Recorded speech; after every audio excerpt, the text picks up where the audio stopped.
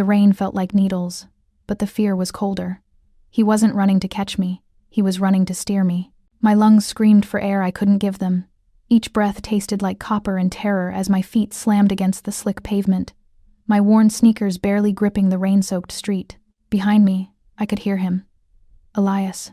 His footsteps echoing in a rhythm that felt deliberate, calculated. Not the frantic sprint of a pursuer, but the measured pace of someone herding prey toward a trap. Run, Maya. Just run. But where? I'd been running for 3 states.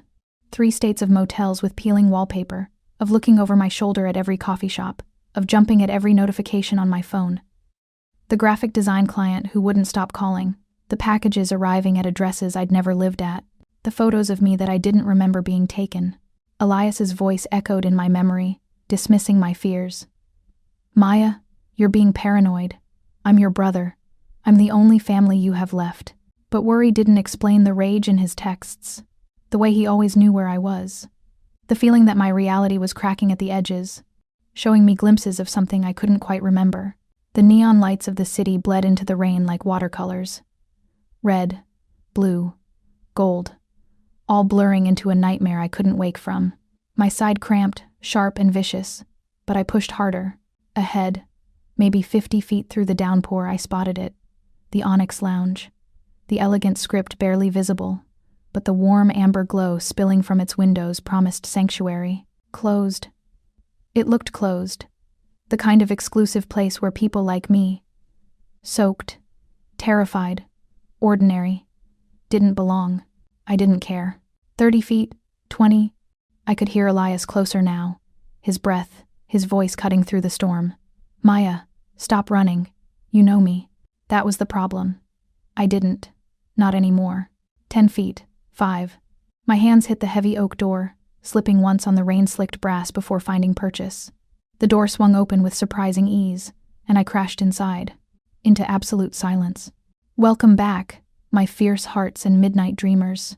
Before we dive in, make sure you're subscribed, hit that like button, and tell me where you're watching from. I love seeing our little dark romance family stretch across cities, countries, and time zones. Every click, every comment, every bit of love you leave here helps us keep unraveling these dangerous love stories and high-stakes betrayals together.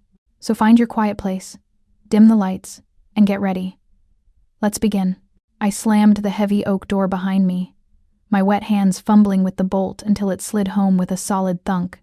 The sound echoed through the space like a gunshot, final and damning. Please, I gasped, spinning to face the room, my voice ragged and desperate. He's going to. The words died in my throat. The Onyx Lounge wasn't a lounge at all. It was a throne room disguised as a bar. The space was all dark wood and darker intentions. Leather booths the color of dried blood. Low amber lighting that cast shadows in the corners where men in expensive suits stood like sentinels. The air smelled of aged whiskey, tobacco, and something else. Something dangerous and intoxicating that made my pulse spike for reasons that had nothing to do with fear, or everything to do with a different kind of fear. 4 men occupied the room, all watching me with the predatory stillness of apex predators interrupted mid-hunt. Their suits easily exceed my entire year's rent in value. Their faces were carved from stone and violence. One had his hand inside his jacket, the universal gesture of a man reaching for a weapon. But it was the 5th man who shattered what remained of my reality. He sat in a leather chair near the back wall, one leg crossed over the other with aristocratic ease, a crystal tumbler of amber liquid balanced in his long fingers. He didn't turn abruptly at my entrance like the others. Instead, he moved with deliberate, predatory grace, setting down his glass with surgical precision before rising to his full height. Tall, taller than Elias, broader, wearing a charcoal suit that molded to his frame like a second skin, perfectly tailored to accommodate shoulders that promised violence, and arms that looked like they could break bones or cradle with equal skill. His dark hair was styled back from a face that could have been carved by a sculptor with a vendetta against softness.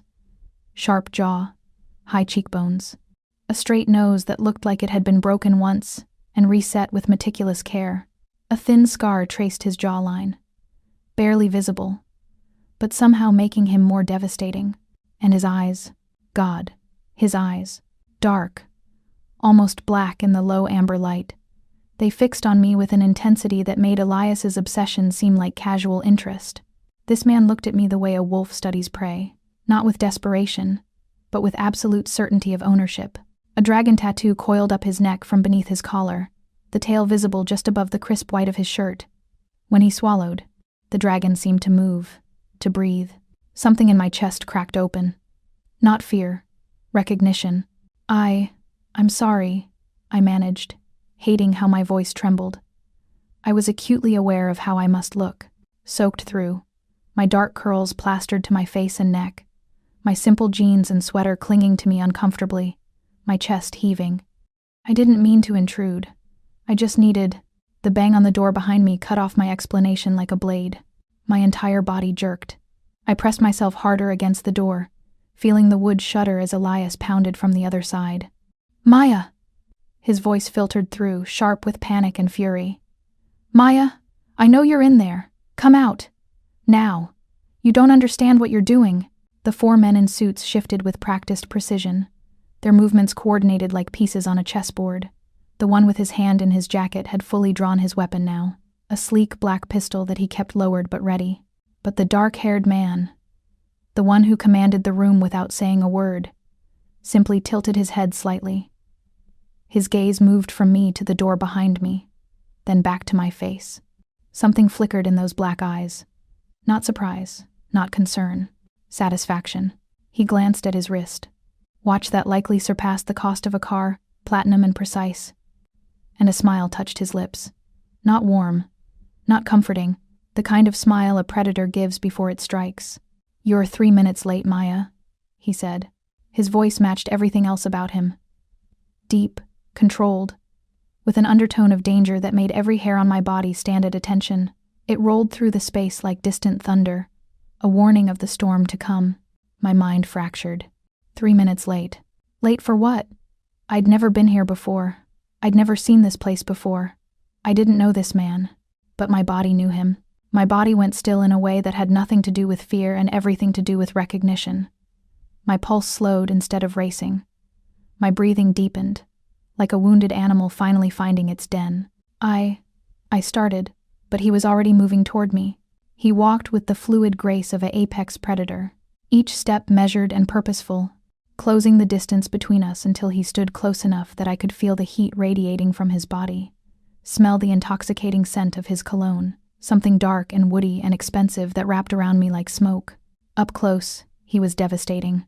Perhaps 35, maybe older, with the kind of presence that made you want to either run or kneel. Every line of his face spoke of control and consequences. Behind me, Elias pounded harder. Maya, please, he's going to kill me. He poisoned me. He said the only way to get the antidote was to bring you here. I didn't have a choice. I froze. The words tumbled through my mind, trying to make sense, trying to form a pattern I could understand. The dark-haired man's lips curved into something that might have been amusement if it weren't so cold. Your brother is correct, he said softly, his voice pitched for my ears alone. I did poison him. A slow-acting neurotoxin. Painful but not immediately fatal. I needed him motivated enough to guide you here, without being obvious about it. My blood turned to ice. What? He was just the sheepdog, Maya. He reached up, and I should have flinched, should have pulled away. But I didn't, couldn't. His fingers touched my jaw. Warm, careful, reverent, like handling something precious and broken. But I am the wolf. His thumb traced my cheekbone, and a memory flashed. This same touch, this same hand, but I was laughing, and he was smiling, and there was a ring. Welcome home, Kim Woo-jin whispered, and my entire reality shattered like glass. The world tilted sideways, not the room, that remained solid, anchored by expensive wood and the weight of armed men. But my reality, the careful construct of 3 years as Maya Morrison, the graphic designer, cracked like ice under pressure. I don't know you, I whispered, but my voice wavered, betrayed me, because my body was a liar. My pulse had slowed the moment his fingers touched my skin. My breathing had deepened. Every cell in my body recognized him, even as my mind screamed, stranger, danger, run. Woo-jin's thumb traced the curve of my jaw with devastating gentleness. Your mind doesn't remember me, he said softly, his accent wrapping around the words like silk over steel. But your body does. Watch. He pressed 2 fingers to the pulse point at my throat. My breath hitched. Not from fear, but from the electric shock of familiarity that raced down my spine. He counted silently, his dark eyes holding mine, and I watched something like pain flicker across his face. 72 beats per minute, he murmured. You should be at 120. Minimum, after that sprint, after seeing me, after being touched by a stranger. His fingers slid away slowly, reluctantly. But I'm not a stranger, am I, Maya? Your body knows exactly who I am. Behind me, Elias pounded harder on the door. The wood shuddered against my back. Maya, please. The antidote. He said you had to come willingly or he wouldn't give it to me. I'm dying. You have to believe me. The desperation in his voice pierced through the fog of confusion. Elias. My brother. The only family I had left after our parents died in that car accident when I was 19. He'd raised me, protected me, been everything. I turned toward the door, instinct warring with the strange pull Woojin exerted. You poisoned him, I said, and my voice came out harder than I expected, stronger. You used my brother as bait. Yes. No hesitation, no remorse. Woojin stepped back, giving me space but somehow taking all the air with him. I needed you here. He was leverage. That's monstrous. I am many things, Maya. He moved to the bar, poured a glass of water with movements that spoke of rigid control. But I have never lied to you. Not once in all the years I've known you. He held out the glass. Drink. You're dehydrated. I shouldn't take it. Shouldn't trust anything from this man who admitted to poisoning my brother. But my throat was raw from running, from screaming, from fear. My hand reached out before my mind could stop it. Our fingers brushed as I took the glass. Another shock, another flash, his hands on my waist, lifting me onto a kitchen counter, sunlight streaming through windows, laughter, the taste of coffee and something sweeter. The glass slipped. Woojin caught it before it fell, his reflexes inhuman. He set it on the bar, never breaking eye contact. You're remembering, he said. Not a question. I don't know what I'm doing. The admission felt like defeat. I don't know what's real anymore. Elias's pounding had turned frantic. Maya. Oh God, it hurts, please, he's killing me. One of Woojin's men. The one with the gun. Spoke in rapid Korean. Woojin responded without looking away from me, his voice sharp and commanding. The man holstered his weapon and moved toward the door. What are you doing? I demanded, letting him in. Woojin's expression remained impassive. You need to see the truth. All of it. The bolt slid back with a metallic clang that echoed in the sudden silence. The door swung open. Elias fell through the entrance like a puppet with cut strings, collapsing onto the polished floor in a heap of rain-soaked desperation. His hands clutched his stomach, his face twisted in agony. Sweat poured down his temples despite the cold. Maya, he gasped, reaching for me with shaking hands. Thank God. The antidote. Please. I started forward, but Woojin's hand caught my wrist. Not roughly, but firm enough to stop me cold. Look at him, Maya, Woojin said quietly. Really look. I did. Elias was on his knees, trembling, tears streaming down his face. But his eyes darted to Woojin with something that wasn't just pain or fear. It was calculation, recognition, and beneath it all, fury. You bastard. Elias spat at Woojin, venom dripping from every syllable. You said if I brought her, you'd let me go. You promised. I promised you the antidote, Woojin corrected, his voice cold as winter. And I am a man of my word. He nodded to one of his men, who produced a small vial from his jacket pocket. Clear liquid glinted in the low light. Elias lunged for it, but the man held it just out of reach. First, Woojin said, tell your sister why you really brought her here. Elias's face went white. What? No. I told her. The poison. There is no poison. Woojin's words fell like stones into still water, creating ripples that spread and spread. I never touched you, Elias. You were never in any danger from me. The world stopped. What? My voice barely worked. Woojin's gaze shifted to me, and for the first time, I saw something like regret flicker in those dark depths. I told him I'd poisoned him. I showed him a vial. I described the symptoms, and his guilt did the rest. His attention returned to Elias. The human mind is a powerful thing. Tell her what you believed you were dying from. Tell her why you were so willing to believe me. Elias was shaking his head frantically, his performance of agony forgotten. No, no, you're lying. I felt it. The pain. Psychosomatic, Woojin said. Your body manifested symptoms because your conscience knew you deserved punishment. He took a step toward Elias, and my brother scrambled backward like a crab. Tell her what you did 3 years ago. Tell her why you owe me a debt written in blood. I don't know what you're talking about. But Elias's voice cracked, broke. Woojin crouched down to Elias's level, his movements predatory and precise. When he spoke, his voice was soft, deadly. I gave you one chance to do this the easy way, to bring her to me and walk away clean. But you're going to make this difficult, aren't you? He stood, brushing invisible dust from his suit. Marco, he said to the man with the gun. Show her. Marco moved to a sleek sound system built into the bar's wall. He pressed a button, and the speakers crackled to life. Static. Then breathing. Then a voice I recognized and didn't recognize at all. My voice. If you are hearing this, the recording said. And the woman speaking sounded nothing like me. Her tone was cold, professional, devoid of emotion. They've wiped your mind. Everything you think you know about the last 3 years is a lie constructed to keep you docile and hidden. Your name is not Maya Morrison. You are not a graphic designer. You are the ghost. And you stole something that could destroy the most powerful criminal syndicate in the eastern seaboard. I couldn't breathe. Couldn't think. The voice continued, relentless. Do not trust Elias. He is not your brother. He is your handler, placed by the Choi clan to monitor you after the memory wipe. Everything he's told you about your past, the dead parents, the car accident, growing up together, is fabricated, run to the man with the dragon tattoo on his neck, Kim Woojin. He is the only person you didn't betray. He is your... The recording cut off abruptly. No, I whispered, then louder. No, that's not. I remember my childhood. I remember Elias teaching me to ride a bike. I remember.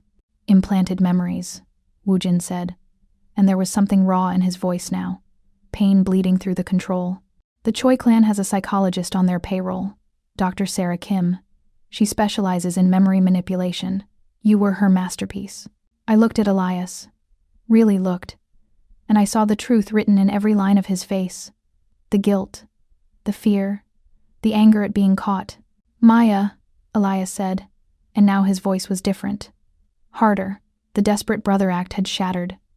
Whatever he's telling you, it's not what you think. I was trying to protect you. From what? My voice didn't sound like my own. It sounded like the woman on the recording. Cold, sharp, dangerous. From him. Elias pointed at Woojin with a shaking finger. From the Gumsung Syndicate. They're criminals, Maya. Killers. You stole evidence that could bring them all down, and they want you dead for it. I was hiding you, keeping you safe. By lying to me? The words tasted like ashes. By making me think I was someone I'm not? Because the person you were is a killer. Elias scrambled to his feet, desperation making him bold. The ghost isn't some romantic anti-hero. She's a thief and an assassin who's left bodies across 3 continents. I was saving you from yourself. Woojin moved so fast I barely registered it. One moment he was standing by the bar, the next. His hand was around Elias's throat, slamming him against the wall with controlled violence that spoke of years of practice. You took her from me, Woojin said, his voice dropping to a register that made every man in the room go still. You convinced her to wipe her own memories. You sold her the lie that she was protecting me by disappearing. And then you kept her drugged and docile for 3 years while you sold her secrets to the highest bidder. I was protecting her from you. Elias choked out. Woojin's grip tightened. I am her husband. The words hung in the air like a detonation. My knees gave out. I caught myself against the bar, the polished wood, the only solid thing in a world made of lies. You're married, I heard myself say. We're married. Woojin released Elias, who crumpled to the floor gasping. When Woojin turned to face me, his expression was raw, devastated. All the careful control stripped away to reveal the man beneath the monster. For 4 years, he said quietly. You walked into my club to steal from me. You were 23, beautiful, terrifying. You held a gun to my head and demanded I open the safe. His lips curved into something that might have been a smile if it weren't so broken. I told you I'd give you everything in it if you had dinner with me first. I couldn't speak, couldn't move. You laughed, he continued, taking a step toward me. You said, "That's the worst negotiation tactic I've ever heard." And I said, "I'm not negotiating. I'm proposing." Another step. Another fracture in my carefully constructed reality. We were married 6 months later in a courthouse in Seoul. You wore a red dress because you said white was for virgins and liars, and you were neither. We built an empire together. You were my queen, my partner, my— His voice cracked. My everything. The man with the gun, Marco, cleared his throat uncomfortably. The other men studied the floor, the ceiling, anywhere but the raw emotion playing out before them. I looked down at my hands, these hands that were supposedly a graphic designer's. But now I noticed things I'd never questioned before. Calluses in strange places, scars so faint they were almost invisible, the way my fingers automatically curled into a defensive position when startled. "I need proof," I whispered. Woojin reached into his jacket slowly, carefully, and withdrew a phone. He unlocked it with his thumbprint and held it out to me. The screen showed a photo. A woman with my face, but not. She was laughing, her head thrown back, her curls wild and free. She wore a red dress and sat on the lap of a man in a tuxedo. Woojin, younger, smiling in a way that transformed his severe features into something almost boyish. I scrolled. More photos. Us at a shooting range. The woman. Me. Holding a rifle with expert ease.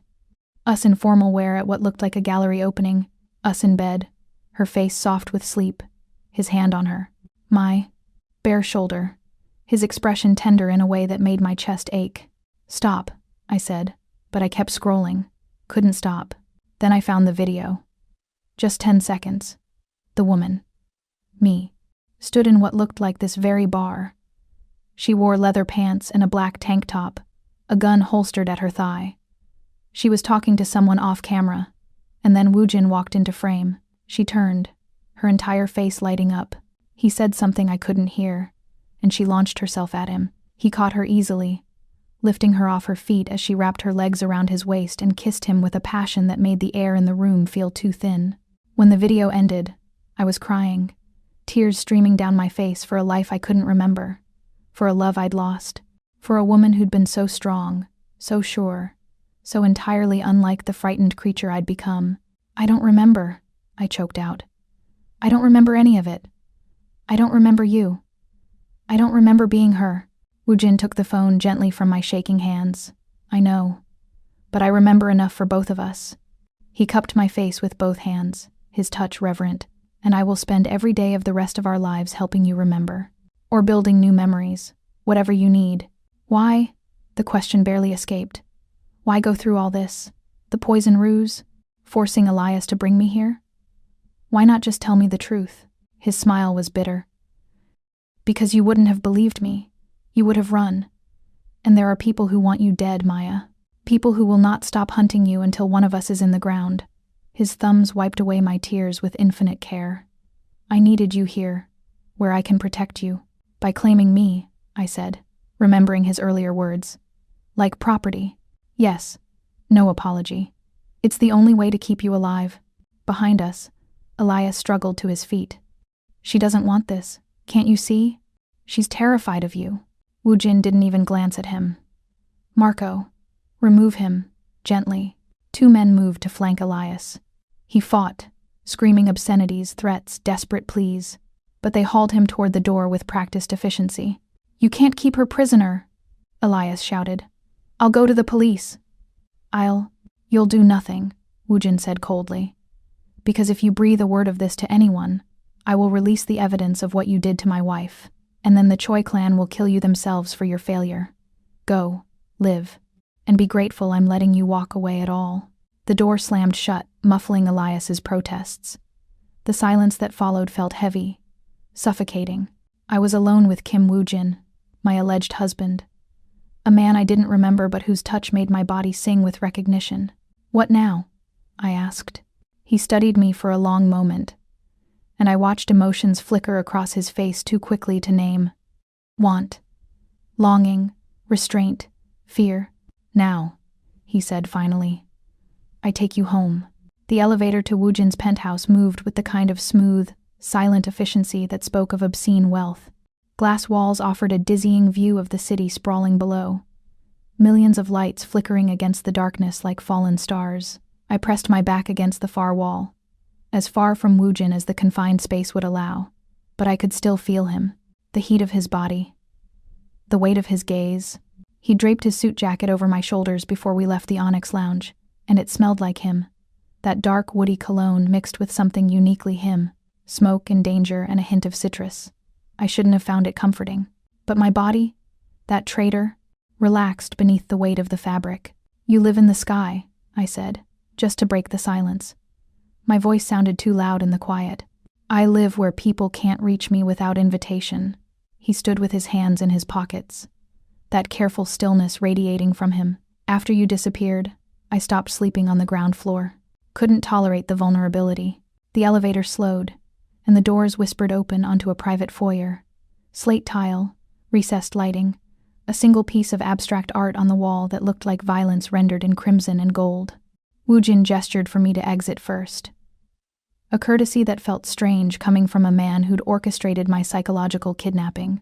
The penthouse beyond was a study in controlled opulence. Floor-to-ceiling windows wrapped around the space, offering 360-degree views of the city. The furniture was minimal but clearly expensive. Leather and steel and dark wood. Everything precise, everything in its place. A fortress, disguised as a home. And everywhere, subtly woven into the design, were hints of her, of me, the woman I'd been. A telescope pointed toward the eastern sky. I knew, somehow knew. It was positioned to watch the sunrise. Vinyl records lined one wall, hundreds of them, organized in a system that my fingers itched to touch. A sketch pad sat on the coffee table, and when I moved closer, I saw the charcoal drawings, cityscapes, hands, the dragon tattoo that wrapped around Woojin's neck, rendered in painstaking detail. "You drew that," Woojin said from behind me. 3 weeks before you left. You said you wanted to capture the way the scales seemed to breathe when I swallowed." I picked up the sketch with shaking hands. The style was familiar in a way that made my head ache. "I don't remember drawing." "You were trained in observation. It made you a better thief." He moved to the bar. Apparently every space he occupied had one, and poured 2 glasses of something amber. "But you did it for pleasure, too. You said it quieted your mind." He offered me a glass. I took it, our fingers not quite touching this time. I was learning to avoid that contact, that electric shock of wrong recognition. The liquor burned going down, but it was smooth, expensive. It warmed my chest and loosened the tight knot of fear that had lived there since I'd crashed into the Onyx Lounge. Why did I leave? The question escaped before I could stop it. If we were happy, if I loved you, why would I erase my memories and disappear? Something dark crossed Woojin's face. Pain, yes, but also guilt. He drained his glass in one swallow and set it down with careful precision. "You were trying to protect me. From what?" "From the truth about my father." He moved to the windows, his back to me, his shoulders tense beneath the white shirt. The dragon tattoo was visible above his collar, its tail disappearing beneath the fabric. "You stole evidence that proved he was a traitor to the syndicate. He was selling information to rival clans, embezzling money, planning to have me killed so he could maintain control." My chest tightened. "And you didn't know?" I suspected, but I didn't want to believe it. He turned, and the city lights cast shadows across his face, making him look like something carved from darkness itself. "You found proof, undeniable, and you knew what that proof would force me to do." "Kill him," I whispered. "Yes." No emotion in the word, just cold fact. Syndicate law is absolute. Betrayal is punishable by death, even if the traitor is your own blood, especially if he's your own blood. To maintain power, I would have had to execute my father myself. I sat down on the leather sofa before my legs could give out. "So I took the evidence and ran." "You took the evidence and made a deal with Elias." Woojin moved closer, but stopped a respectful distance away.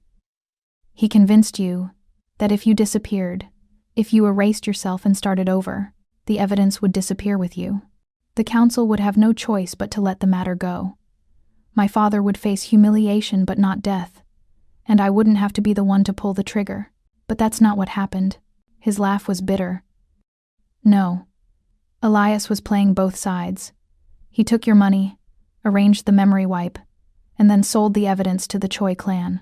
They used it to blackmail my father into even deeper betrayals, It got worse, sloppier, until the council had no choice but to act. And your father is dead. The words were flat, empty. I killed him 6 months after you disappeared. Not because I wanted to, but because if I didn't, the council would have questioned my loyalty, would have torn apart everything we built. I drank more of the liquor, needing the burn. I'm sorry. Don't be. He finally sat, but on the chair across from me, maintaining distance. You were trying to save me from that choice. You loved me enough to erase yourself, to become someone ordinary and safe, and far away from the violence. His hands clenched into fists on his knees. But it didn't work, because I spent 3 years finding you, tracking every Maya Morrison in North America, watching, waiting, until I was certain. The headaches, I said suddenly. I've been having them for months. Migraines that felt like my skull was cracking open. The memory wipe isn't permanent. The neural pathways try to rebuild themselves. Your brain was fighting to remember. He leaned forward, elbows on his knees. That's why Elias kept you moving. New city every 6 months. Minimal social contact. He was trying to prevent triggers that might unlock the blocks. But something changed. You started having the dreams. Not a question. I nodded slowly. Dreams of hands I didn't recognize. A dragon that moved. A voice speaking Korean. I met his eyes. Your subconscious was stronger than the programming. Something like hope flickered in his expression. You were coming back to me. Elias knew it. That's why he agreed to my deal so easily. He knew he was losing control. I set down the glass, my hands too unsteady to hold it anymore. You said there's a bounty on my head. Why? If the evidence is already out, if your father is already dead, what do I have that's worth killing for? Woojin's expression went carefully blank. You have the originals, the unedited files. And in those files is evidence that the Choi clan was complicit in my father's treason. Evidence that could bring down not just them, but 3 other major clans. I don't remember where they are, I know. But they don't believe that. The council has authorized 7 different contractors to bring you in, dead or alive, though they prefer alive so they can extract the location before they kill you. He stood, moving to the windows again, and I understood now it was his thinking space, where he went to maintain control. Syndicate law states that any asset claimed as personal property by a ranking member cannot be touched without declaring war against that member's entire clan. By claiming you, I've made you untouchable, as long as I'm yours. Yes, I laughed, and it came out jagged. So I traded one cage for another. He turned sharply. You think this is a cage? What else would you call it? You said I can't leave. That I'm your property. That sounds like a cage to me. It's a fortress, he countered, his voice going hard. It's the only thing standing between you and a bullet. I'm sorry if you find protection insulting. Protection would be helping me leave the city, giving me a new identity, letting me disappear again. And how long would that last? He crossed the space between us in 3 strides, and suddenly he was close. Too close, looming over me with barely restrained fury. 6 months? A year? Until the next contractor tracks you down? Until someone less patient than me decides to just put a bullet in your head, rather than waste time with extractions? I stood my ground even though my heart hammered. So, I'm supposed to just accept this? Play house with a man I don't remember while assassins circle outside? You're supposed to stay alive. His voice dropped to something dangerous, primal. You're supposed to let me keep you safe until we figure out where you hid the evidence. And then, when this is over, when the threat is neutralized, you can decide if you want to remember or if you want me to let you go. You'd do that? Let me go? Something cracked in his expression. The control he wore like armor fractured, and beneath it I saw devastation. If that's what you wanted, he said quietly. If being here, being with me, made you that miserable, I would let you walk away. But I would spend every day of the rest of my life making sure no one ever touched you. Even if I couldn't. The rawness in his voice did something to my chest, tightened it, made it hard to breathe. I don't know what I want, I admitted. I don't know who I am. You're Maya Morrison, and you're the ghost. You're the woman who wore red to her wedding and the woman who hides in coffee shops sketching strangers. You're all of it. He reached up slowly, telegraphing the movement, and touched my face. This time I didn't flinch. And you're my wife. Even if you don't remember it, even if you never remember it. His thumb traced my lower lip, and heat flared low in my belly. My body knew him, wanted him, even as my mind screamed danger. I need to shower, I said, because I needed space, needed to think. I need to change. He dropped his hand immediately, stepping back. Second door on the left. Your clothes are still in the closet. I couldn't. He stopped, started again. I left everything exactly as you had it. I moved past him, feeling the magnetic pull even as I put distance between us. But at the hallway entrance, I stopped. Woojin? He looked at me, and the city lights behind him made a halo of shadow around his frame. Thank you, I said, for not lying to me, for telling me the truth even when it hurt. His smile was small, sad. I told you. I have never lied to you. Not once in all the years I've known you. I nodded and walked down the hallway to the bedroom he'd indicated. The room was a revelation. Where the rest of the penthouse was masculine and minimal, this space was softer. A massive bed dominated the room, dressed in charcoal linens, but the walls held more of those charcoal sketches. Dozens of them, mounted and framed. Faces of strangers, cityscapes, and Woojin. So many images of Woojin, sleeping, working, smiling. I approached one drawing slowly. It showed him sitting at a desk, his shirt sleeves rolled up, tattoos visible on his forearms. The detail was extraordinary. Every line of ink, every shadow, captured with obsessive care. This was love, I realized. This was what it looked like when someone mattered so much you needed to memorize every inch of them. The closet was a walk-in that could have been its own apartment. And true to his word, one entire side was filled with women's clothes. My clothes, leather pants and silk blouses and combat boots and designer heels. The dichotomy of the ghost, elegant and deadly. I chose simple leggings and an oversized sweater, something that felt more like the Maya I knew. The shower was marble and chrome, with water pressure that felt like heaven against my aching muscles. I stood under the spray until the rain and sweat and fear washed away, leaving only exhaustion behind. When I emerged, towel-dried and wearing the borrowed clothes that fit perfectly, I found Woojin in the kitchen. He'd changed too. Black pants and a fitted black t-shirt that showed the full scope of the tattoos that covered his arms. Dragons and tigers and symbols I didn't understand. Art and violence written on his skin. He was cooking. Actually cooking. The scent of garlic and ginger filled the air. You cook, I said, surprised. You taught me. He didn't look up from the pan he was tending. You said if I was going to be a crime lord, I needed to know how to take care of myself. Relying on others for basic needs was a weakness. I leaned against the counter, watching him move with the same precise grace he applied to everything. What are you making? Kimchi jjigae, your favorite. He glanced at me then, something vulnerable in his eyes. Or it was. I don't know if your tastes changed. I don't know either. We ate at the island in silence, the stew warming me from the inside out.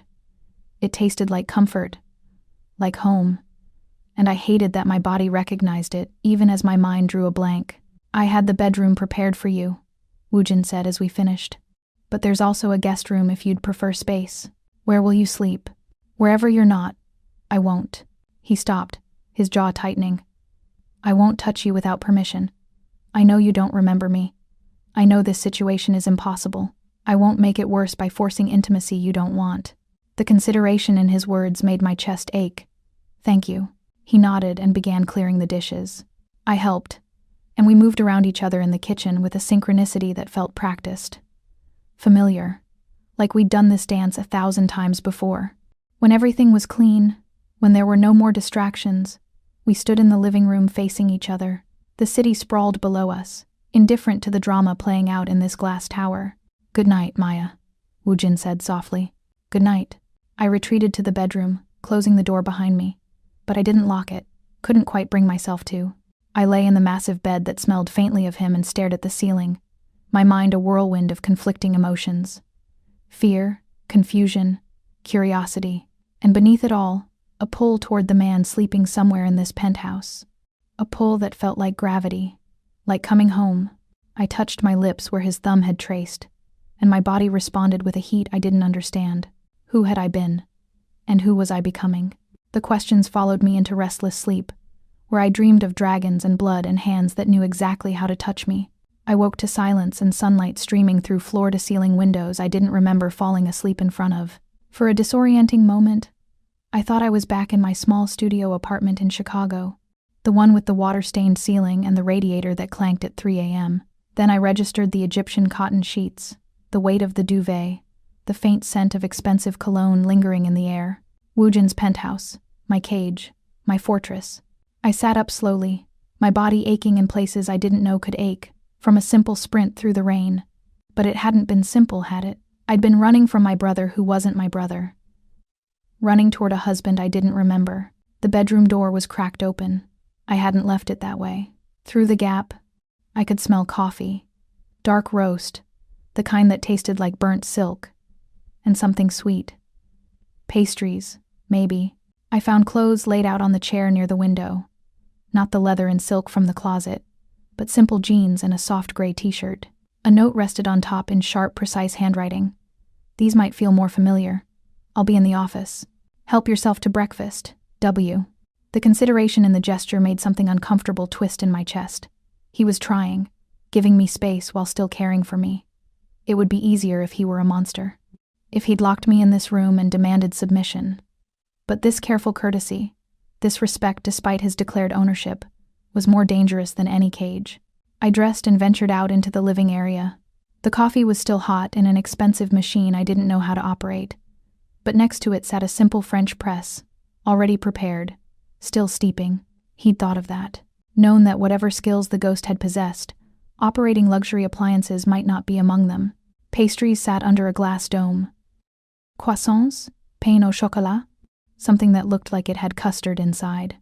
My stomach growled, betraying how little I'd eaten in the past 24 hours. I poured coffee, selected a croissant, and explored. The penthouse in daylight was different. Less fortress, more gallery. Art hung on every wall. Some pieces I recognized as famous. Others I didn't but suspected were equally valuable. A Basquiat, a Kusama, several pieces that looked like they might be original Su Duho installations. And everywhere, woven into the collection, were her pieces. My pieces. Charcoal drawings framed with the same care as the $1,000,000 paintings. I, had been good, really good. The sketches captured not just likeness but essence. A study of hands showed not just anatomy but emotion, tension, tenderness, violence. I found myself drawn to a hallway I hadn't explored the night before. At the end sat a door different from the others, heavier, with a lock that looked complex. I knew I shouldn't. Woojin had given me space, freedom within this gilded prison. Violating his privacy would be wrong, but my hands were already moving, and that should have been my first clue. I crouched in front of the lock, studying it. A standard pin tumbler, nothing fancy. I needed something thin, something with tension. I went to the kitchen, found a drawer that might hold tools, and there, almost like he'd left them for me, were a tension wrench and a pick. My hands knew what to do. My fingers moved with muscle memory I didn't consciously possess, manipulating the pins with practiced ease. The lock clicked open in under 30 seconds. I sat back on my heels, staring at my hands like they belonged to someone else. Because they did. They belonged to the ghost. The door swung open silently, and I stepped into a room that stopped my breath. It was a shrine, but not the creepy kind with photos plastered on walls and obsessive notes. This was a curated collection of her. My life. Vinyl records lined floor-to-ceiling shelves, hundreds of them, organized by some system I'd have to examine to understand. A record player sat on a table near the window, expensive, vintage, the kind audiophiles paid thousands for. But it was the walls that destroyed me. They were covered in sketches. Not just displayed, covering every inch of space, cityscapes and portraits and abstract forms. And in the corner, a drafting table with fresh charcoal and paper, as though waiting for her to return, waiting for me to remember. I moved through the space in a daze, touching nothing but cataloging everything. The records were mostly jazz. Underground artists I'd never heard of mixed with legends like Coltrane and Monk. A journal sat on the table, and when I opened it, I found entries in handwriting I didn't recognize but somehow knew was mine. April 3rd, Woojin said the Kozlov contract could wait until after my exhibition.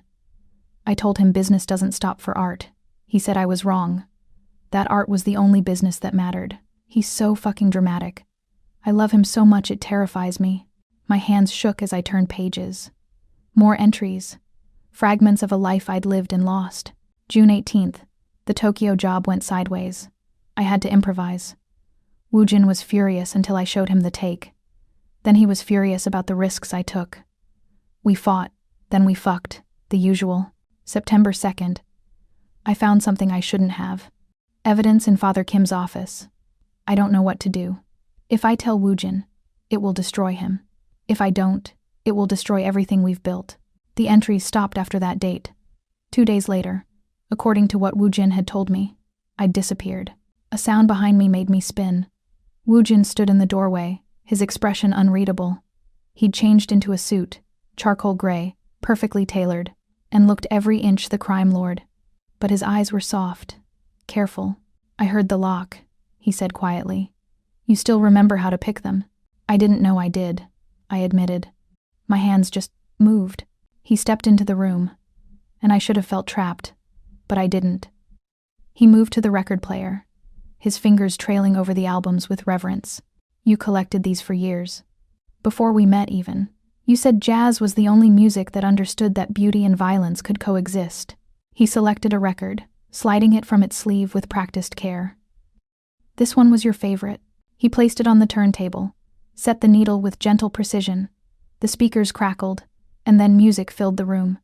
Piano, melancholy and complex. A woman's voice, singing in a language I didn't understand but felt in my bones. Nina Simone, Woojin said. Strange fruit. The song washed over me, and with it came a flash. Sitting on a fire escape in summer heat, this music playing from an open window, hands sketching the skyline while someone watched. The feeling of being seen, being known. I remember this, I whispered. Woojin went very still. What do you remember? Not everything. Just a moment. Drawing. This song. Being happy. I looked at him, and tears I didn't understand were streaming down my face. Was I happy? Before? You were brilliant, he said, his voice rough. You were terrifying and brilliant and so alive it hurt to look at you sometimes. He took a step closer. And yes, I think you were happy. We both were. Why didn't you tell me about this room? Because I wanted you to find it yourself. I wanted to see if you, were still in there. If the instincts were still intact. His smile was small, sad. You picked that lock in under a minute. The ghost is still there, Maya. Just sleeping. I moved to the drafting table, running my fingers over the charcoal. What if I don't want to wake her up? What if I like being ordinary? You were never ordinary. He was behind me now, close enough that I could feel his heat but not touching. Not even when you were trying to be. You organized your coffee shop sketches by the golden ratio. You instinctively sat with your back to walls and eyes on exits. You couldn't help being extraordinary. It's woven into your DNA. I picked up a piece of charcoal, feeling its weight. Show me something. What do you want to see? I want to see what she saw. When she looked at you, understanding flickered in his eyes. He moved to stand in the light from the window, and without a word, he began unbuttoning his shirt. What are you doing? You asked to see what she saw. He slid the shirt off, and I stopped breathing. Tattoos covered him. Not just his arms, but his chest, his back, his ribs. Dragons and tigers and phoenixes, rendered in black and gray, and hints of crimson. Every inch of skin told a story of violence and survival. Scars interrupted the ink. Bullet wounds, knife wounds. The roadmap of a life lived on the edge of death. She sketched every one of these, Woojin said quietly. She'd trace them with her fingers first, learning the paths. Then she'd draw. She said she was memorizing me, making sure that even if everything else burned, she'd be able to reconstruct me from memory. I moved toward him without conscious thought, charcoal still in my hand. May I? He nodded, not trusting his voice. I reached out slowly, and my fingertips made contact with the dragon that coiled across his ribs. His sharp intake of breath made me pause, but he didn't pull away. I traced the scales, and my hand knew the pattern. Knew where it started and ended. Knew the story it told. My other hand lifted the charcoal to paper, and I began to draw. The world narrowed to this. The sensation of his skin under my fingers, the scratch of charcoal on paper, the music still playing. Nina Simone's voice wrapping around us like a spell. I drew the dragon, then the phoenix on his shoulder, the tiger across his heart. My hands moved faster, more confident, and I wasn't Maya Morrison anymore. I was something else. Someone else. When I stepped back, the paper was covered in fragments of him, and they were good, professional. The work of someone who'd spent years studying her subject with obsessive devotion. Woojin looked at the sketches, and something broke in his expression. You remember? No, I said. But she does. She's in my hands, in my fingers. Even if my mind doesn't remember, my body does. He crossed the space between us, and this time when he touched my face, I leaned into it. His thumb traced my cheekbone, and my eyes fluttered closed. Tell me something true, I whispered. I waited 3 years to touch you again, he said, his voice raw. Every day, I told myself if I could just find you, just see you one more time. I could let you go if that's what you needed, but I was lying to myself. His forehead pressed against mine, his breath warm against my lips. I will never let you go. Never. I will remake the world before I lose you again. That's obsession. Yes. That's terrifying. Yes. I should run. You could try. His lips curved against my skin. But your body would betray you. It already knows where it belongs. He was right. I could feel it in the way my pulse slowed in his presence, the way my breathing synced to his, the way every cell in my body screamed home when he touched me. This is insane, I said. I know. I don't even know you. You know me better than anyone ever has. You just don't remember it yet. The music swelled, piano and voice building to something heartbreaking and beautiful. Woojin's hand slid into my hair, cradling my skull with devastating gentleness. I won't kiss you, he said. Not until you remember why you married me. Not until you choose me with full knowledge of who I am and what that means. Disappointment and relief warred in my chest. What if I never remember? Then I will court you. I will make you fall in love with me again. I will do whatever it takes for as long as it takes. His smile was small but real. I can be patient when the prize is worth it. And Maya, you have always been worth everything. I pulled back, needing space, needing air. I need to know more. About her, about us, about what happened, then ask. He retrieved his shirt, slipping it back on with fluid grace. I will tell you anything you want to know. The evidence I stole, what happened to it. His expression went carefully neutral. You hid it somewhere before the memory wipe. You left yourself clues, but they were encrypted. We've been trying to decipher them for 3 years. I have people, specialists, the best in the world. He buttoned his shirt with precise movements. But you were better. You knew how your own mind worked. You left clues that only you could interpret. Do you have them? The clues? He studied me for a long moment, then nodded. In my office. I was looking at them this morning, actually, hoping your return might help unlock them. Show me. Are you sure? Once you see them, once you start down this path, there's no going back. You'll either remember everything, or you'll have to live with the knowledge that you might never. I looked at the sketches scattered across the drafting table, at the evidence of a woman who'd loved so deeply she documented every inch of her husband's skin, who'd been willing to erase herself to protect him. Show me, I repeated. I need to know who she was, because I stopped, swallowed. I think I might need to become her again, to survive this. Woojin's smile was proud, fierce. There she is. There's my ghost. And for the first time since I'd crashed into the Onyx Lounge, I felt something other than fear. I felt purpose, direction. I felt like waking up. Woojin's office was exactly what I'd expected, and nothing like it at the same time. The room occupied an entire corner of the penthouse, glass walls offering views of the city in 2 directions. But unlike the rest of the space, this room was a fortress. I could see the seams where blast panels could drop, the subtle reinforcement in the glass that spoke of bulletproofing. This was where he made decisions that shaped the criminal underworld. A massive desk dominated the center, dark wood that looked like it had been carved from a single tree. Multiple monitors displayed information I didn't understand. Security feeds, stock tickers, what looked like shipping manifests in multiple languages. But it was the wall behind the desk that made my breath catch. Every surface was covered in papers, photos, maps.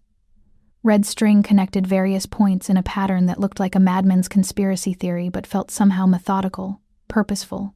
"This is my obsession," Woojin said quietly, gesturing to the wall.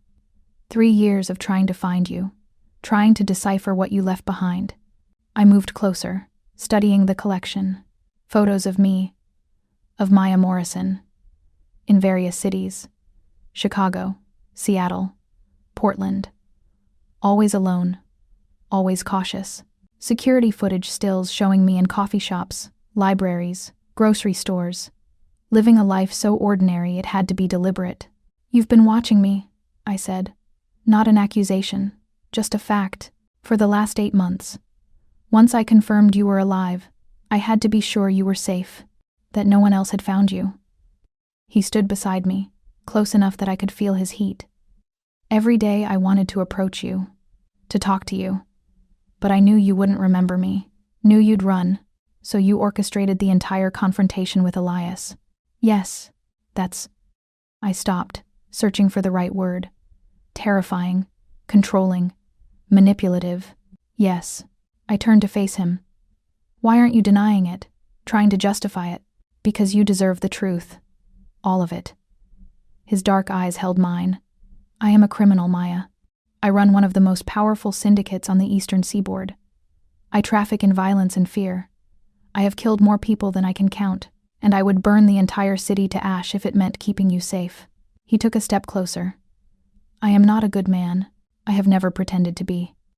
But I am your man, and I will do whatever it takes to protect what's mine." The possessiveness in his voice should have terrified me, should have sent me running. But instead, it sent heat pooling low in my belly. "Show me the clues," I said, my voice steadier than I felt. He moved to the large Basquiat painting on the far wall, swinging the heavy frame aside to reveal a safe built into the concrete, the kind that required fingerprint, retina scan, and a code. Inside was a box, small, metal. When he opened it, I saw a USB drive and a single piece of paper. "This is what you left for yourself," he said, handing me the paper. The handwriting was mine. The same as in the journal, but the message was coded. Numbers and symbols that made no sense at first glance. 38.8977 degrees N, 77.036, 5 degrees W. The dragon sleeps where the phoenix once burned. Remember the vinyl in reverse. Track 3, Side B, 247. My head throbbed. The familiar ache that had plagued me for months intensified, and I swayed. Woojin caught me immediately, his arm solid around my waist. "Easy. Your brain is fighting the blocks. Don't push too hard." "The coordinates," I managed. "There. I know them. I don't know how, but I know them. Washington, D.C., specifically a location near the Capitol. But we've searched it dozens of times. There's nothing there." "The dragon sleeps where the phoenix once burned," I repeated. My free hand lifted to the tattoo on his neck, tracing the dragon's head. "This dragon. Your dragon. The phoenix was my father's symbol," Woojin said quietly. "Before he died. Before I killed him. He had a phoenix tattooed over his heart. Did he have properties? Safe houses? Hundreds. All of them searched." I looked at the USB drive. "What's on this?" "Encrypted files. Even our best cryptographers can't crack them. They require a password we don't have." The vinyl in reverse. Track 3. Side B, 247. The words tumbled from my lips before I'd consciously thought them. Nina Simone. Strange Fruit. Track 3 on the B side, 2 minutes and 47 seconds into the song. Woojin's eyes widened. The record in the other room. We moved together, fast, back to the shrine room. The record was still on the turntable where he'd left it. He set the needle carefully, counting tracks, waiting for the right moment. At exactly 2 minutes and 47 seconds, Nina Simone held a note that seemed to stretch into infinity, and beneath it, barely audible, was something else. A voice. My voice. "The password is written on your skin. Count the scales on the dragon's tail. Each scale is a character. Read them in reverse, starting from the tip." The music continued, but we'd stopped listening. Woojin was already pulling off his shirt, turning to show me his back where the dragon's tail began at his lower spine. I moved closer, studying the tattoo. And there, so subtle I'd never have noticed if I wasn't looking, were tiny marks within each scale. Not imperfections in the ink. Letters. Numbers.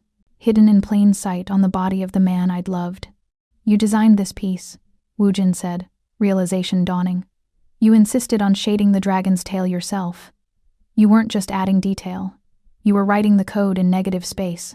You knew I'd never suspect, that I'd never look there." My fingers traced the scales, counting. 27 in total, each one containing a single character. I grabbed paper and pen from the drafting table, writing them down in reverse order as the recording had instructed. When I finished, I had a string of characters that looked like gibberish but felt right, like something clicking into place. We returned to the office, Woojin pulling his shirt back on as we moved.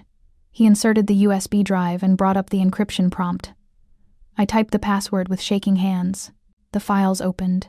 There were thousands of documents, financial records, recordings, photos. But the first file that opened was a video, and the woman on screen was me, not Maya Morrison, the ghost. She sat in what looked like a hotel room, her expression calm but her eyes rimmed with red like she'd been crying. She wore leather pants and a black tank top, and her hair was longer. Wild. "Hello," she said to the camera, to me. "If you're watching this, it worked. They wiped your memories. You're probably terrified, probably confused, and you're probably with Woojin right now, listening to him try to explain the impossible." I sank into Woojin's desk chair, unable to tear my eyes from the screen. "I need you to understand something," the ghost continued. "Everything I did to protect him. The man you're with, your husband, he is good. I know that sounds insane, given what he does, given who he is. But in a world of monsters, he is the one who tried to be better. For me, for us." Tears streamed down her. My face on the screen. I found evidence that his father was betraying the syndicate. Evidence that would force Woojin to kill his own blood. And I couldn't. I couldn't let him become that, the kind of man who'd murdered his father, even for good reason. So I made a deal with Elias. I'd disappear, take the evidence with me, erase myself. And in exchange, Woojin would never have to know the full extent of his father's betrayal. She laughed bitterly.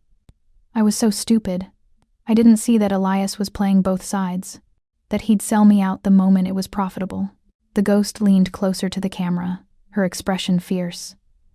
"But I'm not stupid about this. The evidence on this drive will destroy the Choi clan. It will prove they were co-conspirators in Father Kim's treason. Use it. Burn them to the ground. And then..." She stopped, swallowed hard. "Then decide if you want to remember. There's a failsafe. Dr. Kim's notes on the memory wipe procedure. It can be reversed.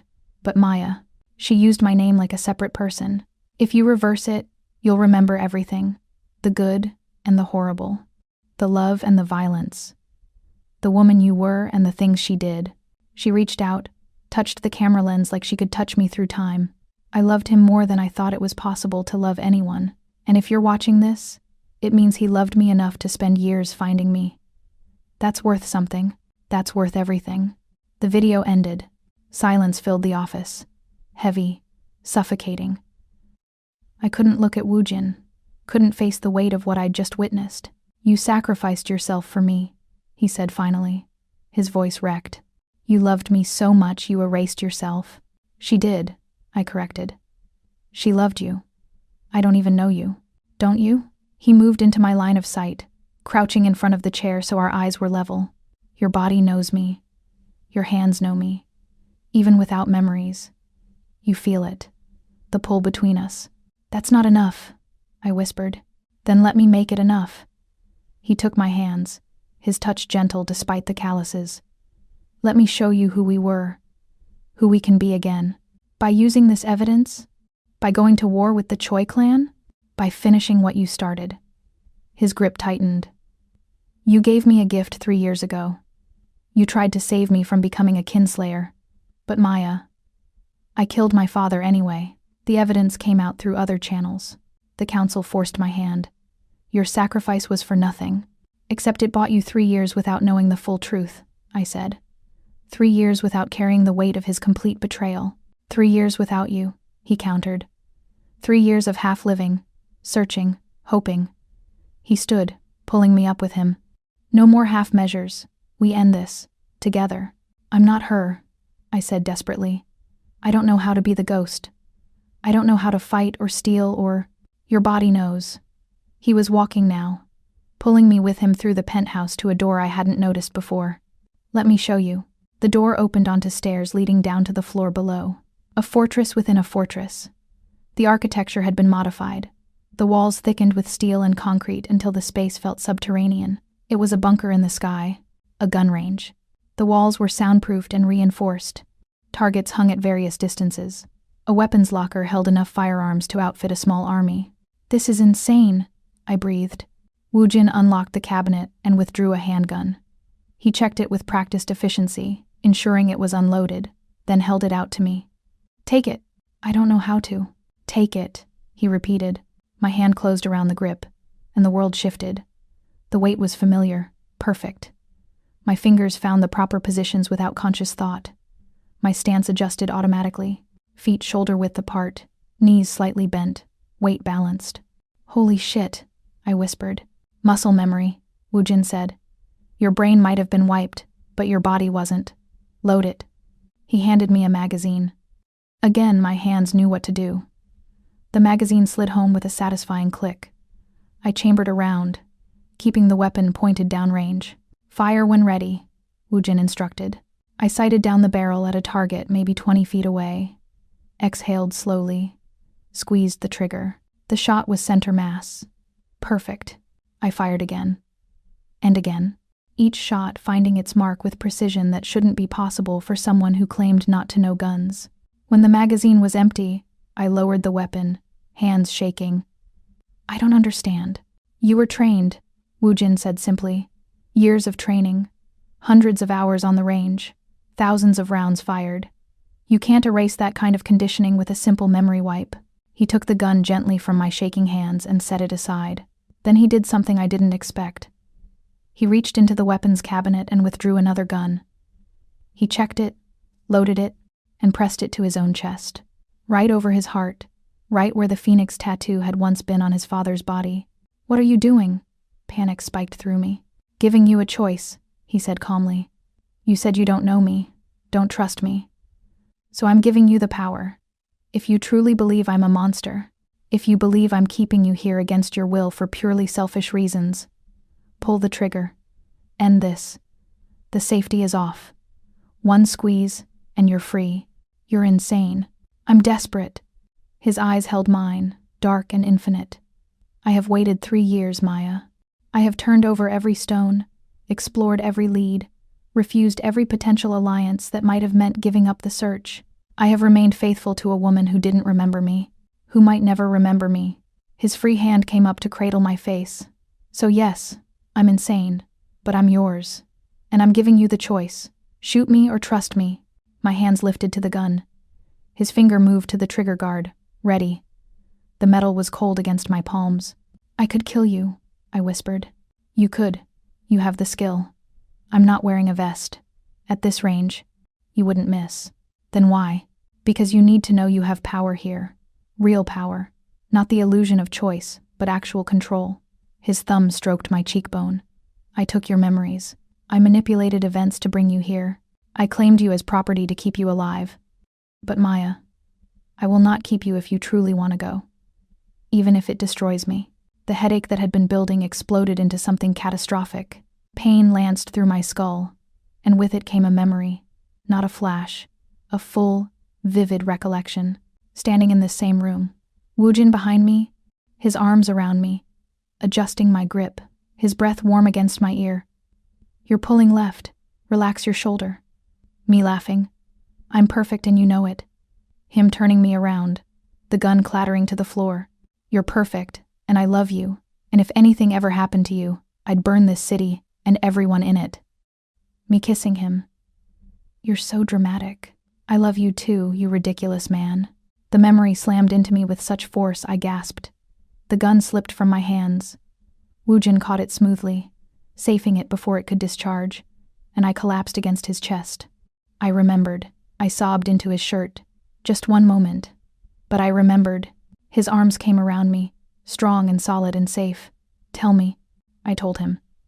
Every detail. The laughter and the love and the easy intimacy of two people who'd built a life together. When I finished, he was trembling. Do you believe me now? That what we had was real? I don't know what I believe, I admitted. But I know. I know I'm not leaving. Not yet. I need to remember more. I need to understand who she was, who we were. Then let me help you remember. He tilted my face up, his thumb tracing my lower lip. Your body knows me. Let it teach your mind. I don't. I'm not ready for. Not that, he said quickly. I told you.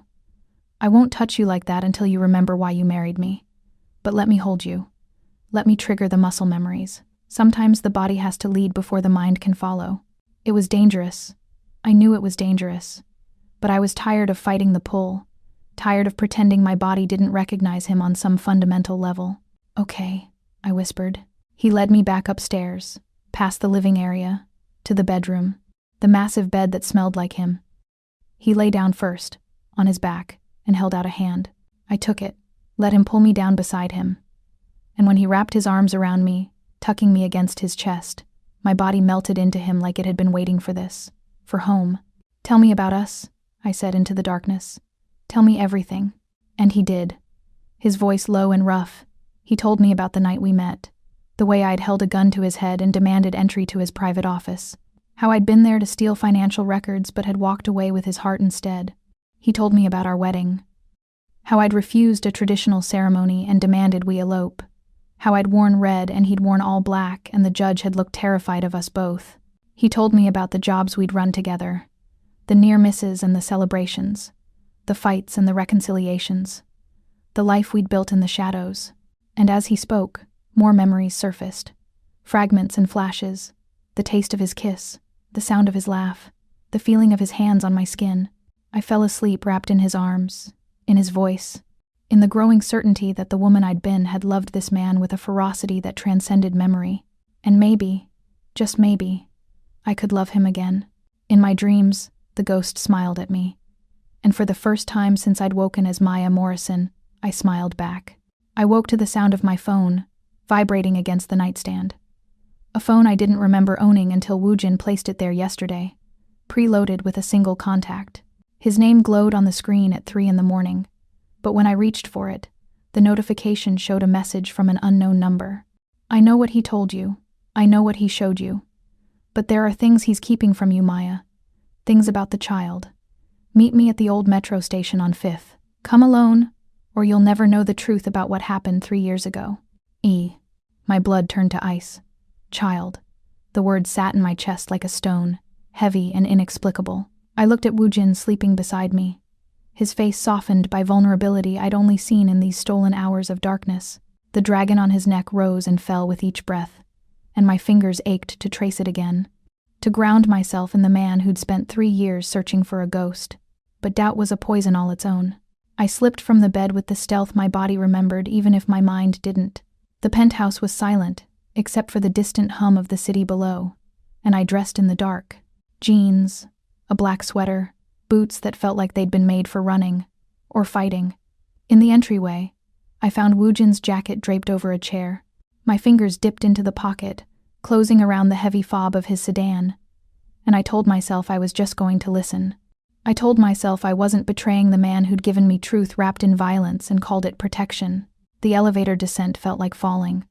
The parking garage smelled of concrete and expensive machinery, and I chose the most inconspicuous vehicle, a black sedan that would surpass most people's houses in value, yet it didn't scream syndicate boss.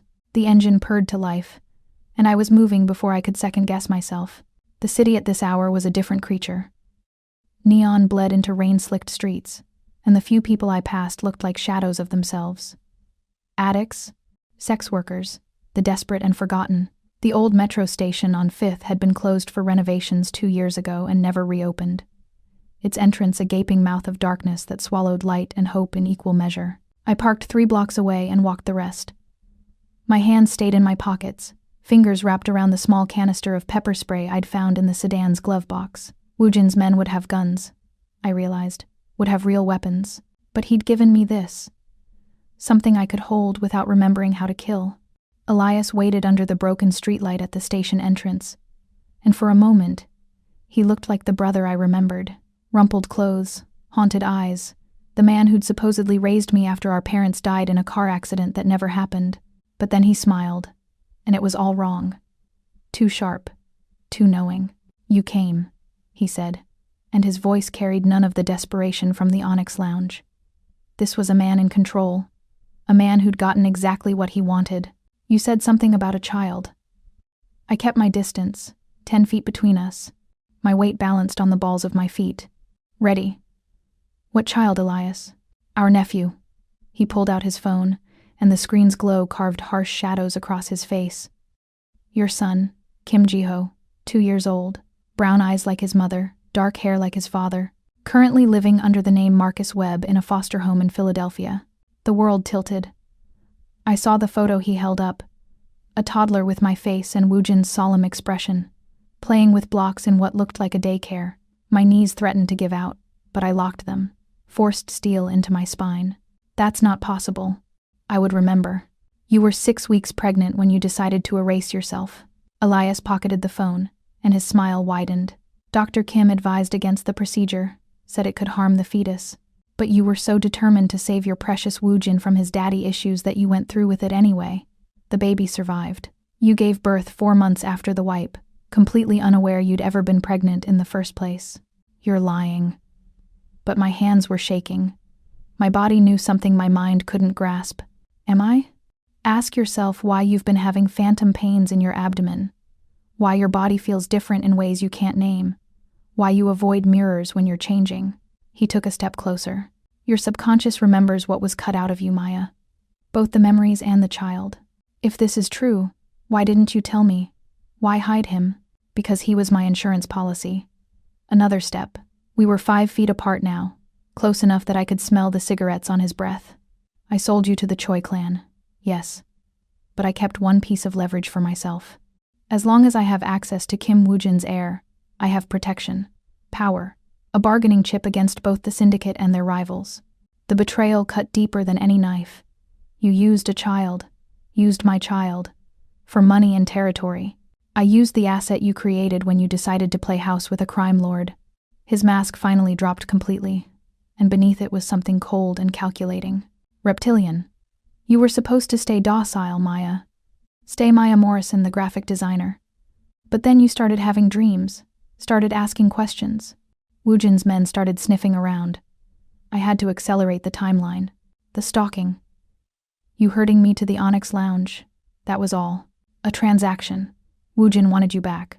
I wanted certain guarantees. Financial, territorial. We made a deal. He gets his amnesiac wife.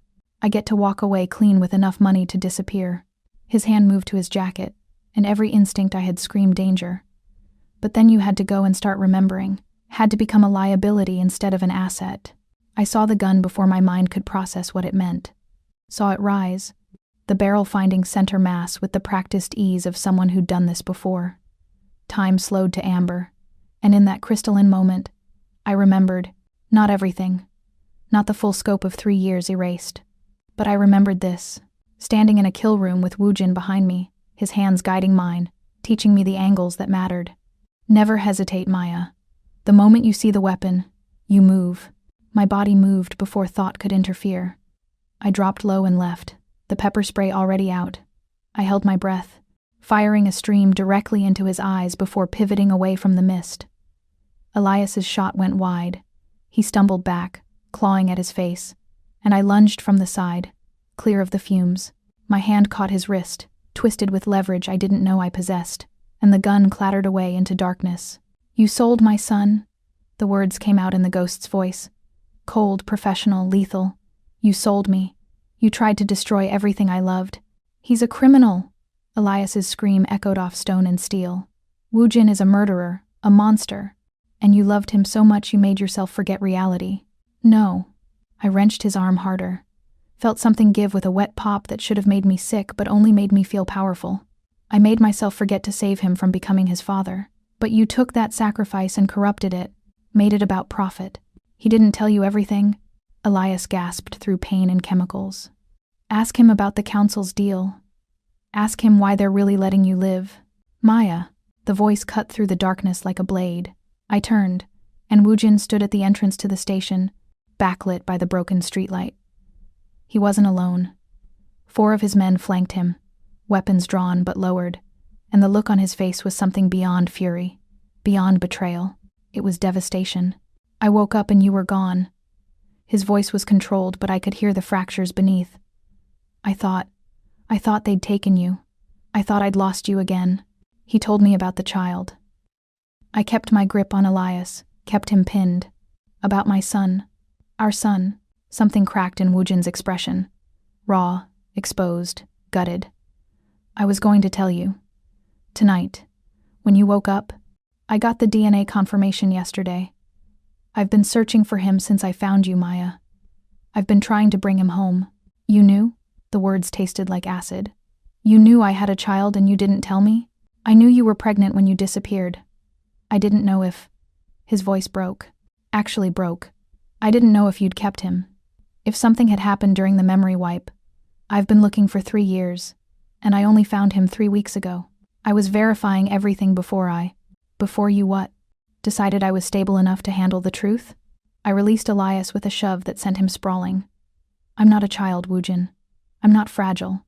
I deserve to know. You deserve to heal. The words exploded from him with a force that made his men shift uneasily.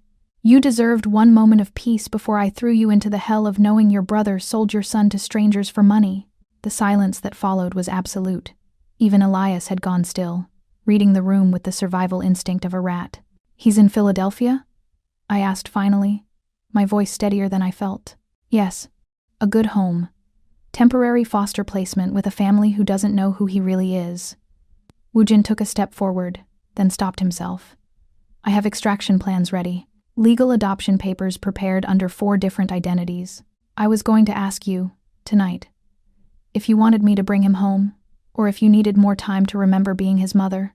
I don't need to remember. The words came from somewhere primal, somewhere the memory wipe had never touched. He's mine. Ours. We bring him home.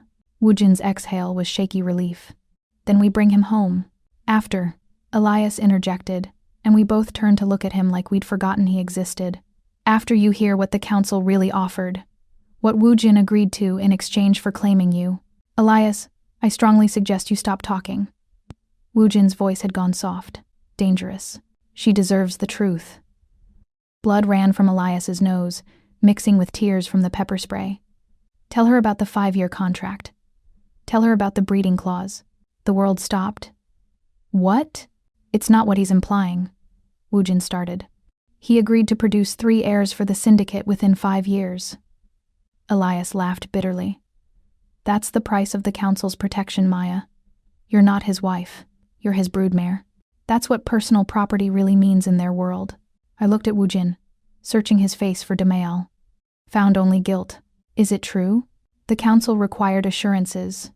His words were careful, measured. Assurances that my claim on you was legitimate, that I wasn't just protecting a criminal for sentimental reasons. The contract stipulates that within 5 years, we provide heirs to solidify the alliance between my clan and if I refuse, my voice was ice. If I decide I don't want to be your breeding stock, then the contract is void and the protection ends. He met my eyes, unflinching. And 17 different contracts would come for you within 48 hours. So I have no choice. You have every choice, Maya. He moved closer despite his men's visible tension. If you want to run, I'll help you run. I'll give you new identities, new lives for you and Jiho. I'll dismantle every contract hunting you, even if it costs me everything. But if you stay, if you choose me, it has to be real. The council will know if it's performance. 3 heirs in 5 years. I laughed, and it sounded wrong even to my own ears. And one already exists.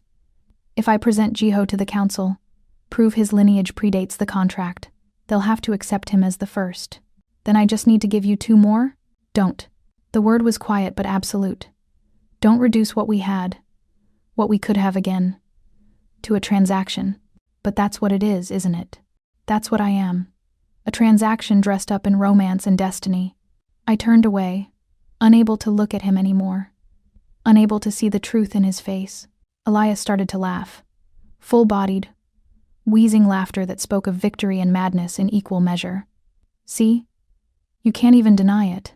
The great Kim Woo-jin, who burned half the eastern seaboard to find his lost love, and it all comes down to a breeding contract and political necessity. Woo-jin's gun appeared so fast I barely registered the movement. The shot was precise, surgical, through Elias's shoulder, pinning him to the concrete. His laughter transformed into a scream. That, Woo-jin said softly, is for touching what's mine. He fired again. The bullet grazed Elias's ribs, a warning shot that tore skin but left him functional. Elias's scream doubled. That is for selling my son. Another shot, thigh. The screaming turned to sobbing. That is for 3 years of her pain. Stop.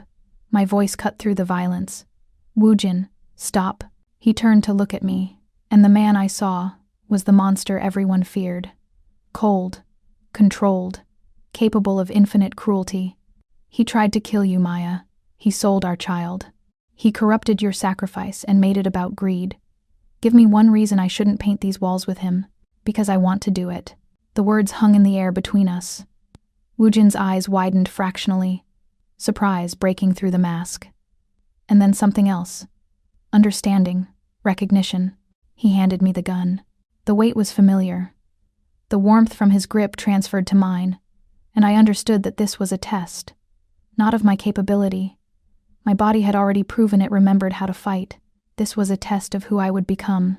If I'd stay Maya Morrison, who painted in coffee shops, or if I'd embrace the ghost who'd loved a crime lord enough to erase herself for him. I walked to where Elias lay bleeding and crouched down to his level. He looked up at me through tears and pain, and for a moment, I saw the man who'd pretended to be my brother, the man who'd fabricated memories of teaching me to ride a bike, of protecting me after non-existent parents died, the man who'd sold a child for territory. You took everything from me, I said quietly. My memories, my identity, my son. You made me small and afraid and ordinary. But you know what? You failed. I pressed the barrel to his forehead, right between his eyes, because even without memories, even as Maya Morrison, I was never ordinary. I was just sleeping. Maya, his voice broke on my name. Please. I'm sorry. I was desperate. I was scared. You were greedy. I pulled back the hammer with my thumb. And now you get to see what the ghost does to people who threaten her family. For a heartbeat, I meant it. Every fiber of my being wanted to pull that trigger, wanted to paint the concrete with revenge and call it justice. But something Woo-jin had said echoed in my mind. Don't reduce what we had to a transaction. If I killed Elias here, in cold blood, I became the ghost fully. No more Maya Morrison. No more choice about who I wanted to be. I'd be the monster the council expected, the weapon Woo-jin needed, the killer my body remembered how to be.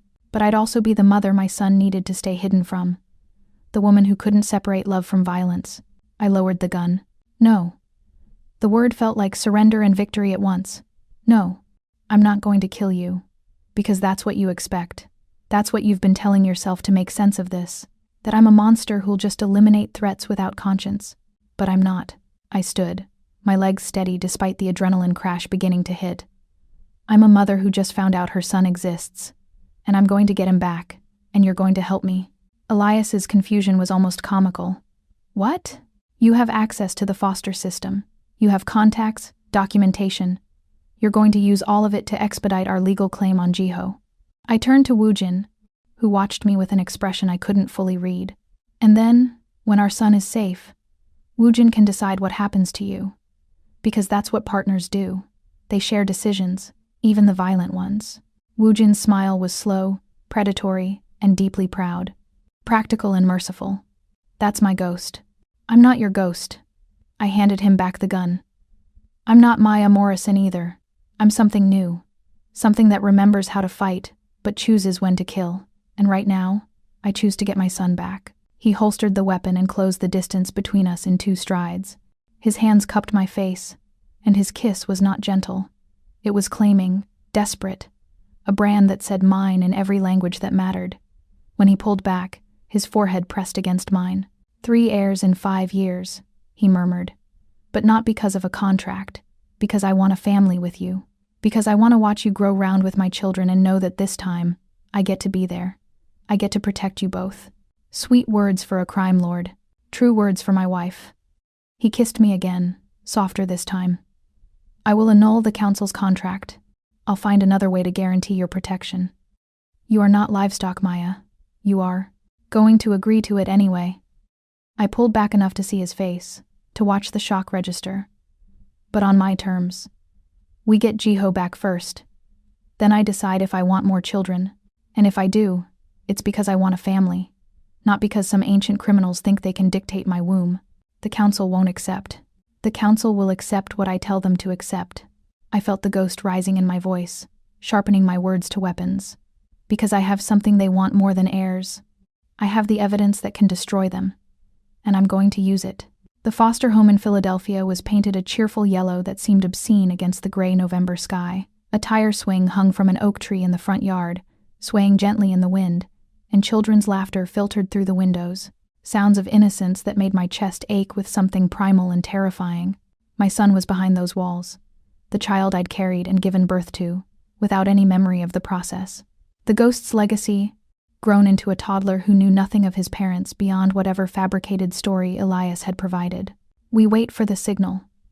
Woojin's voice was calm beside me, but his fingers drummed against the steering wheel of the rental car. A tell that most people wouldn't notice, but I was beginning to recognize.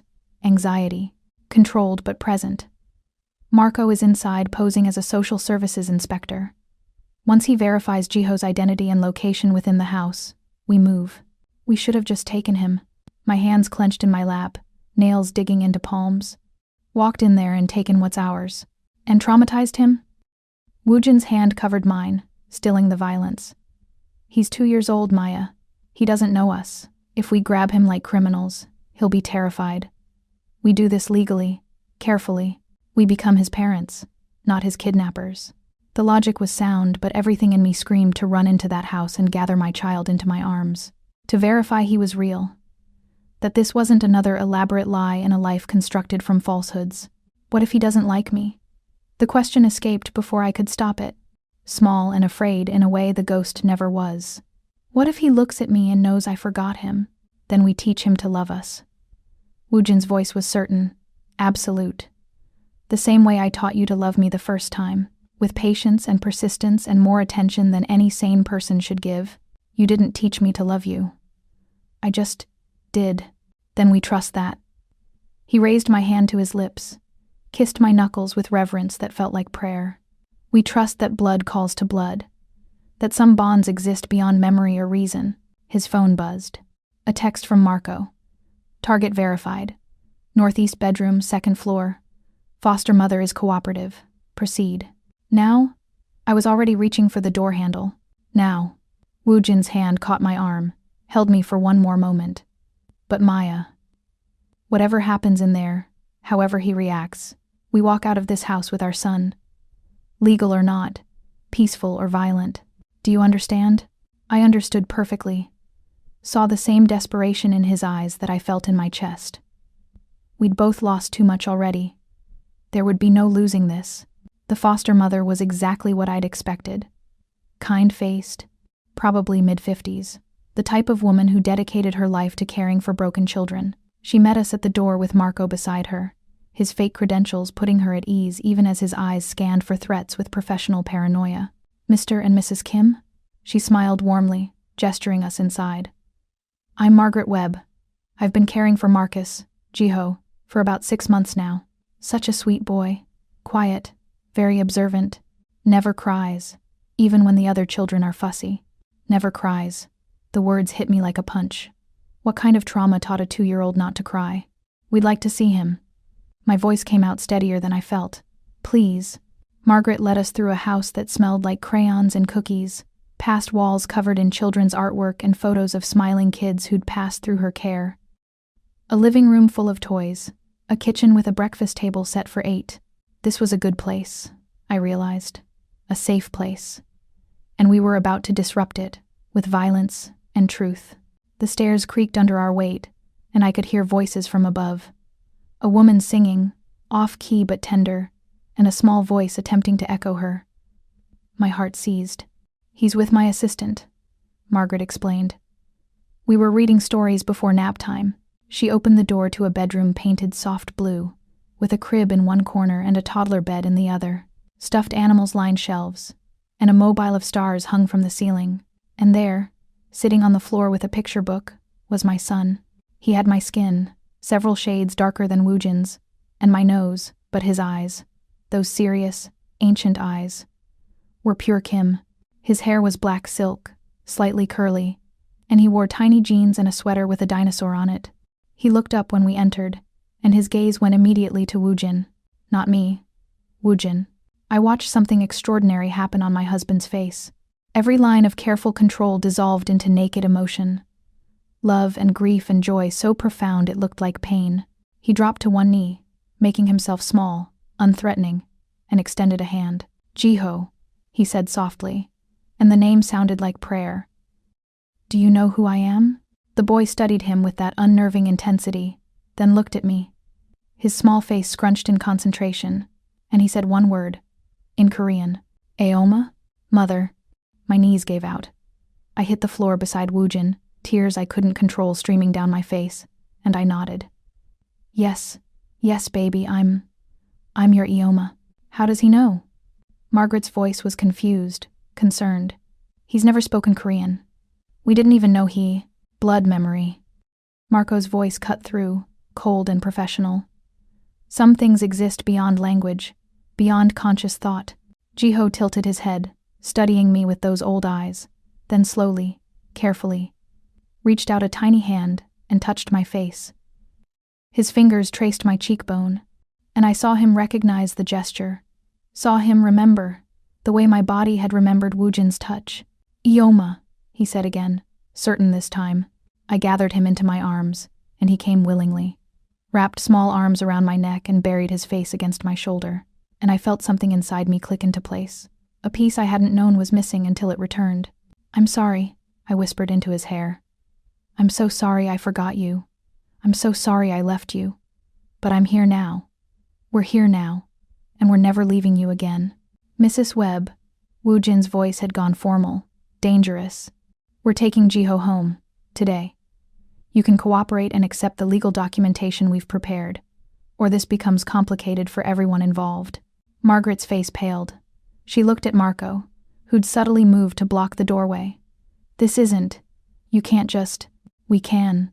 I stood, Jiho still in my arms, and faced her. I'm his biological mother. He was taken from me through illegal means. We have documentation proving paternity, proving I was coerced into giving him up while mentally incapacitated. You can call the police if you want, but I promise you, Mrs. Webb, the police who respond will be on our payroll, and then we'll have to do this the hard way. The boy, she whispered. Is he safe with you? The question hung in the air, heavy with implication. Was a crime lord and his amnesiac wife a safe home for a child? He's safer with us than anywhere else in the world, Woojin said. And there was no threat in it, just truth. We're his parents. We love him, and we have the resources to protect him from the people who wanted him as leverage. Margaret looked at Jiho, still clinging to me like he'd never let go. Looked at the way Woojin stood beside us, a unit already. Then she sighed, defeated and sad.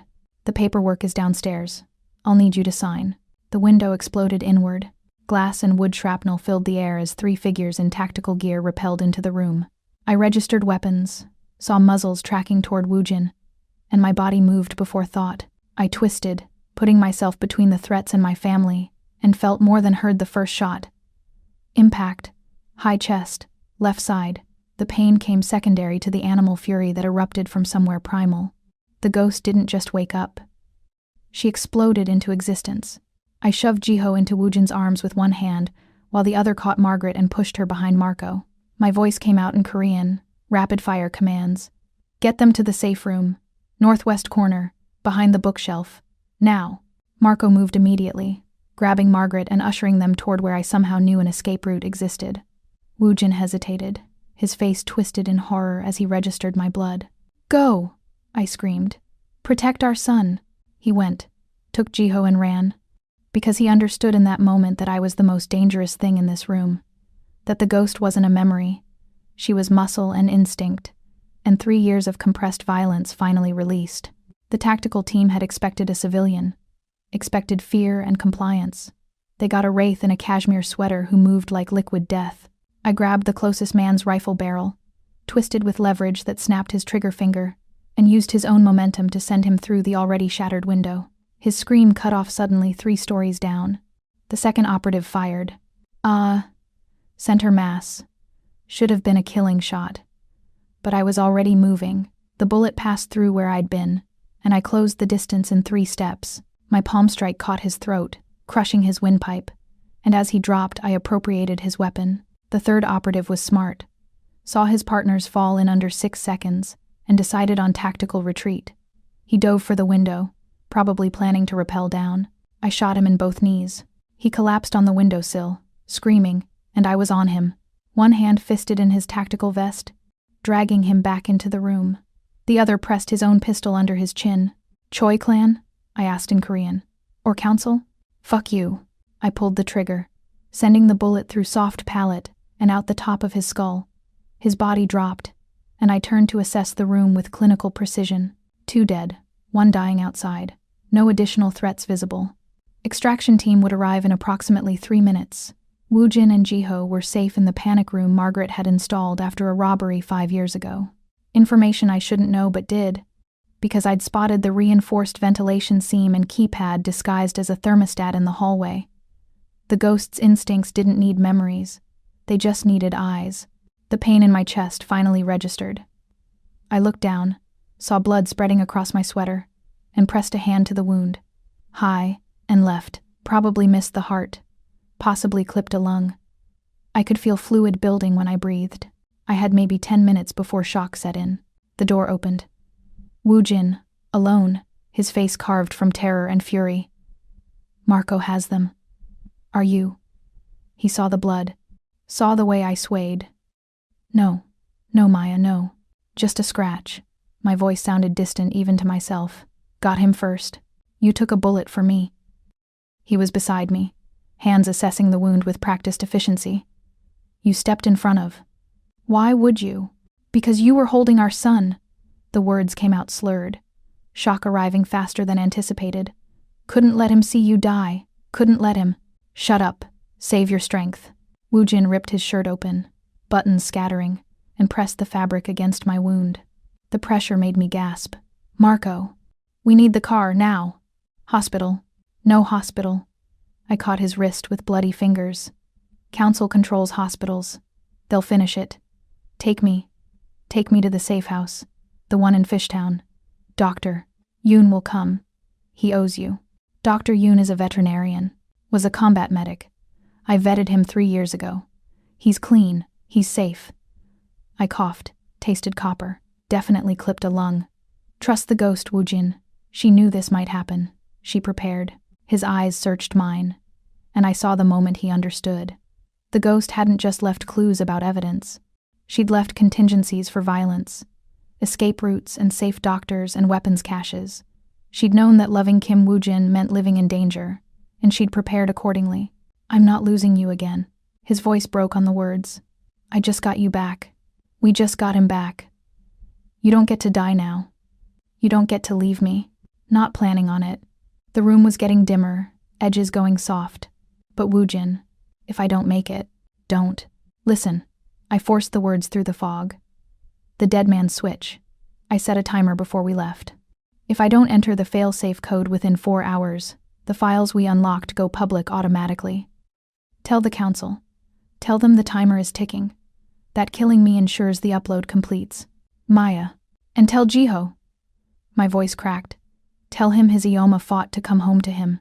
That she loved him even when she couldn't remember him. That he's... You're going to tell him yourself." Woojin lifted me, cradling me against his chest like I weighed nothing. "Because you're not dying today. I won't allow it." The last thing I saw before darkness claimed me was his face above mine. Desperate, furious, devastated. The face of a man who'd spent 3 years searching for his ghost and wasn't about to let death steal her again. I wanted to tell him I loved him, that I remembered now. Not everything, but enough. Enough to know that what we had was worth fighting for, worth dying for. but the darkness swallowed the words before they could form, and I fell. I woke to the sound of classical music, something soft and melancholy that felt like morning. The ceiling above me was unfamiliar plaster, water-stained and cracked, nothing like the pristine luxury of Woojin's penthouse. Pain radiated from my left chest, sharp and insistent, but manageable, controlled. I was alive. "Don't move."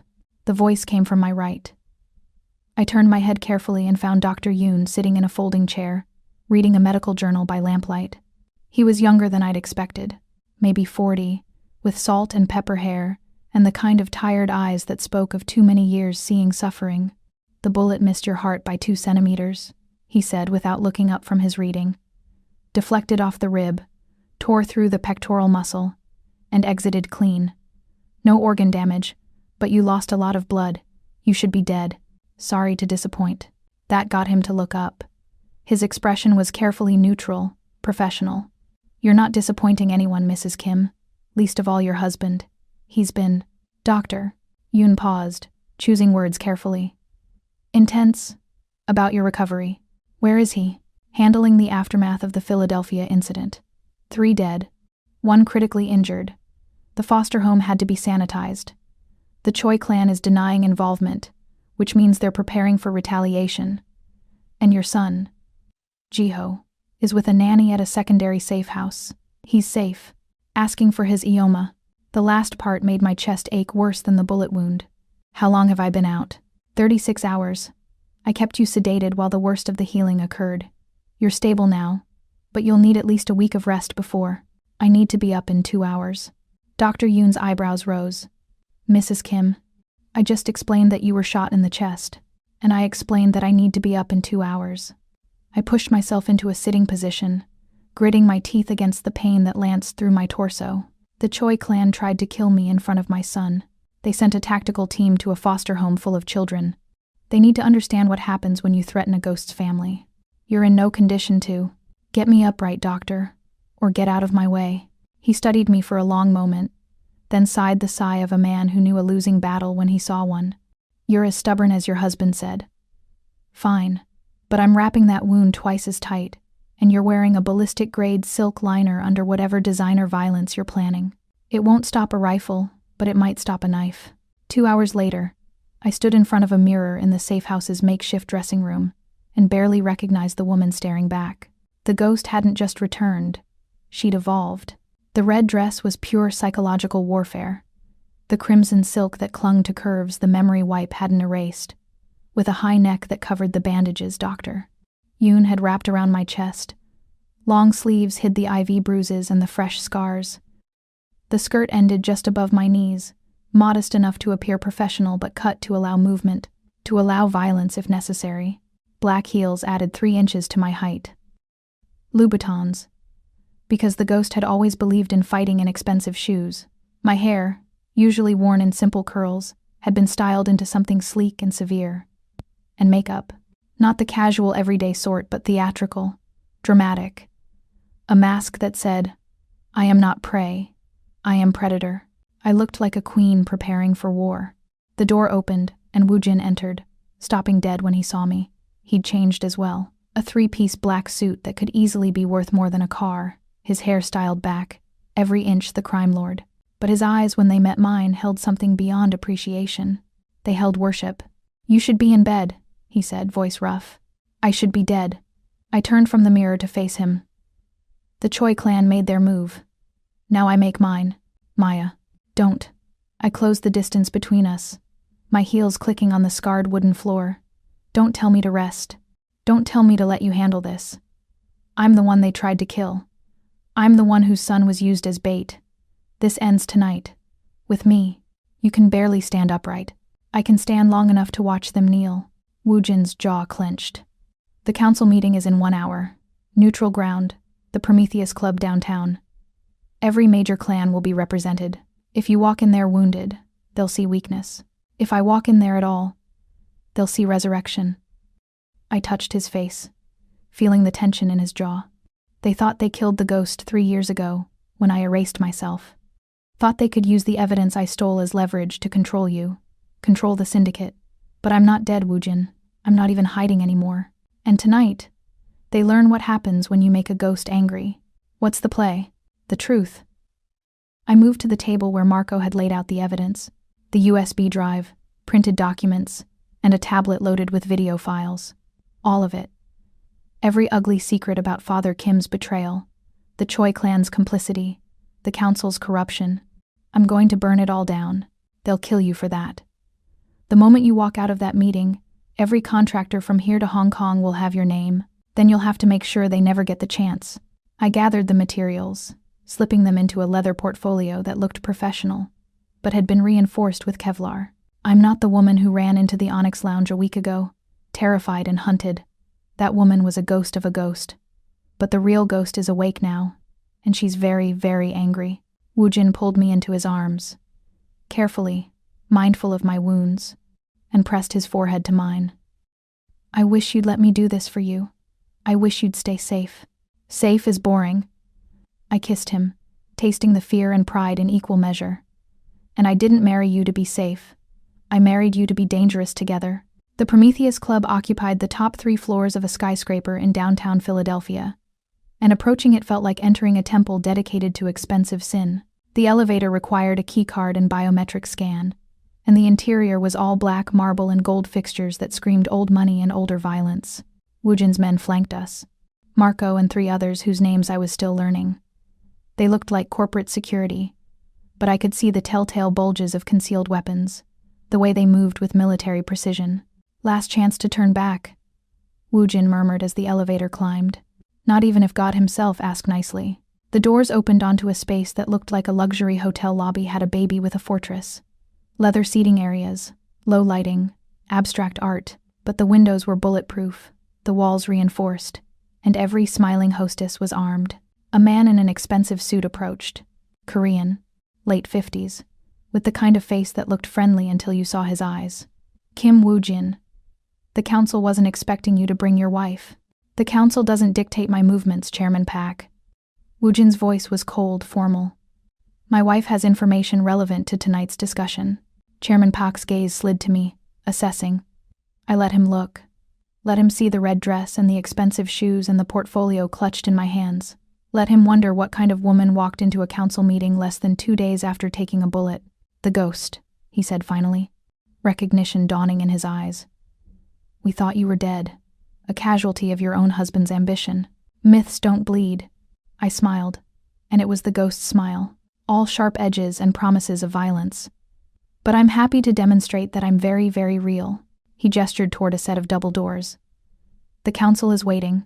The council room was circular, with a massive table at the center and high-backed chairs arranged around it, 11 seats, 1 for each major clan represented in the Eastern Seaboard syndicate hierarchy. Most were already occupied. I recognized faces from the files I'd been studying obsessively for days. Chairman Pak of the Soul faction, Madame Choi of the clan that had tried to kill me, Viktor Kozlov of the Russian Partnership, Maria Santos of the Latin American Alliance, and others, Japanese, Chinese, Vietnamese, all the powers who'd carved up the criminal underground into territories and treaties. They all turned to stare when we entered. This is a council meeting, Madame Choi said, her voice dripping with false sweetness. She was beautiful in the way expensive plastic surgery could make you beautiful, ageless and cold. Wives are not invited. Wives aren't. I moved to the center of the table, setting down my portfolio with deliberate care. But creditors are, and you all owe me a debt you've been trying to kill rather than pay. Silence, absolute and dangerous. 3 years ago, I continued, my voice clear and steady despite the fire in my chest. I stole evidence that proved Kim Wu Jin's father was betraying the syndicate. I disappeared to protect my husband from having to execute his own blood. But while I was gone, you vultures picked the corpse clean, used my sacrifice as leverage to extract concessions from Wu Jin, to weaken his position, to treat the woman he loved like she was already dead. We don't know what you're talking about. But Madame Choi's voice had gone brittle. Don't you? I opened the portfolio, began laying out documents. Let me refresh your memory. Bank transfers showing the Choi clan receiving payments from Father Kim in exchange for allowing his embezzlement. Recorded conversations where Chairman Pak and Father Kim discuss eliminating Wu Jin once he became inconvenient. Photographs of council members at meetings that never officially occurred, dividing up assets that didn't belong to them. The room had gone deadly still. "You see," I said softly, "the ghost didn't just steal evidence of one man's betrayal. She stole evidence of systemic corruption, of a council that talks about honor and tradition while selling out their own people for profit. And she kept it hidden for 3 years, a nuclear option in case she ever needed leverage. This is a bluff." Madame Choi stood, her composure cracking. "You have nothing that can." I pressed play on the tablet. Her voice filled the room, crystal clear. "Kill the girl. Make it look like an accident. Once she's dead, we can pressure Kim Woo-jin into accepting our terms for the merger. He'll be too grief-stricken to fight." The date stamp on the video was 2 weeks after I'd disappeared. While Woo-jin had been tearing the city apart looking for me, his supposed allies had been planning my murder. "Still think it's a bluff?" Madame Choi's face had gone white. Around the table, other council members shifted uncomfortably, calculating how much damage this evidence could do if released. "What do you want?" Chairman Park's voice was carefully controlled. "Money? Territory? Name your price for those files." "I don't want money." I gathered the documents, returned them to the portfolio. "I want accountability. I want Madame Choi expelled from the council for attempted assassination of a protected asset. I want reparations paid to Kim Woo-jin for 3 years of destabilization. And I want the breeding contract annulled. The breeding contract ensures your protection." Madame Choi's voice rose to a shriek. "Without it, you're just another criminal we can eliminate." "Without it," I corrected. "I'm Kim Woo-jin's wife. Not his broodmare. Not his possession. His partner. And under syndicate law, a partner has equal standing to make claims and demands." I looked at Woo-jin, saw the fierce pride in his eyes. "My husband has been operating at half strength for 3 years because you held my life hostage. That ends tonight. And if we refuse your terms?" Viktor Kozlov spoke for the first time, his accent thick.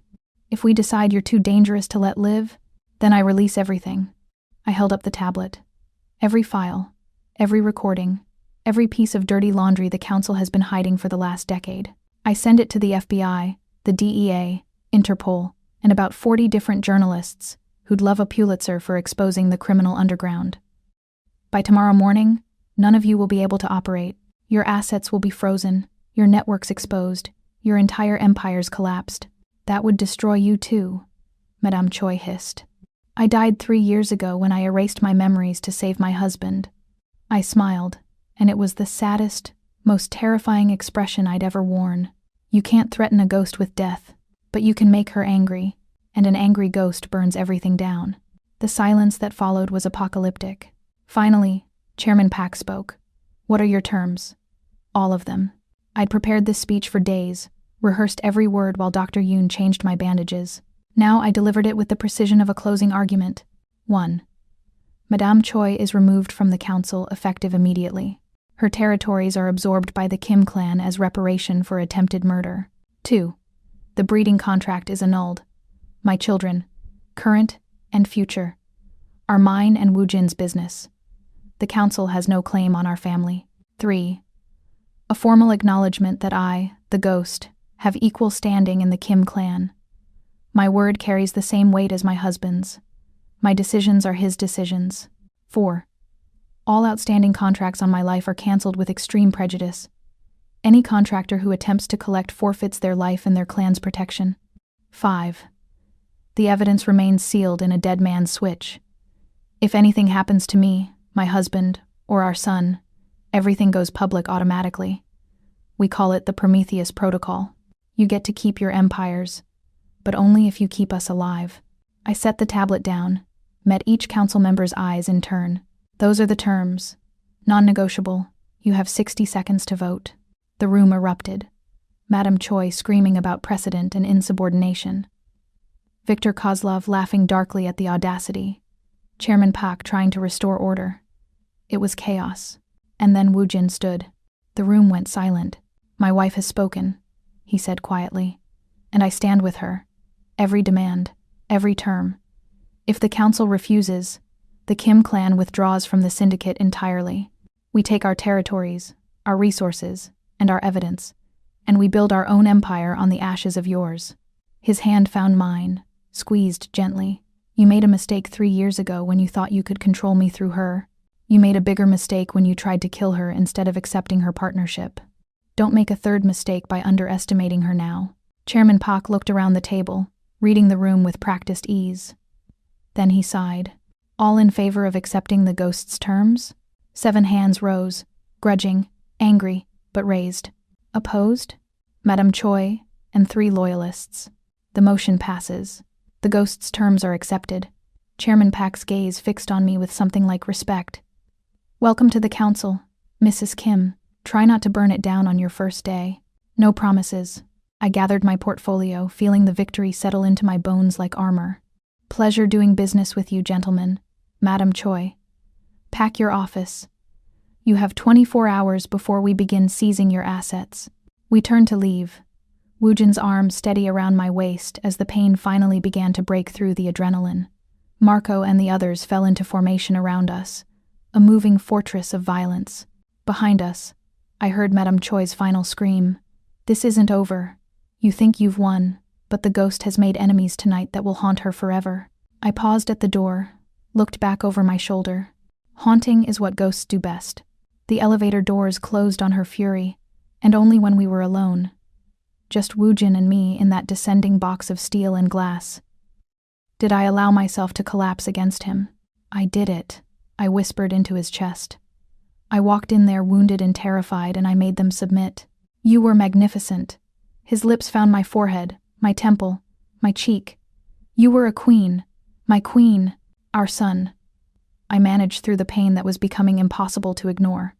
I need to see Jiho. Need to make sure he's safe.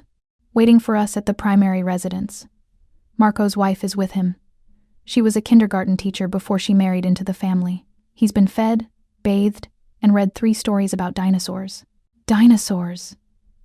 I laughed, and it hurt, but it was real. Our son likes dinosaurs. He likes you more. Woojin's voice was thick with emotion. When Marco showed him a picture of you and told him his Aoma was coming home soon, he slept with it clutched in his hands. You're his whole world, Maya. Even though he barely knows you. Even though blood calls to blood, I repeated, Doctor. Yoon's words. Some bonds exist beyond memory. Then let's go home. Woojin held me tighter as the elevator descended. Let's go be a family. The penthouse had been transformed. The minimal, masculine space I'd first seen was now scattered with the chaos of toddler life. Toys in the living room. A small table with child-sized chairs. Walls adorned with alphabet posters and colorful artwork. And sitting on the floor, building a tower of blocks with intense concentration, was Jiho.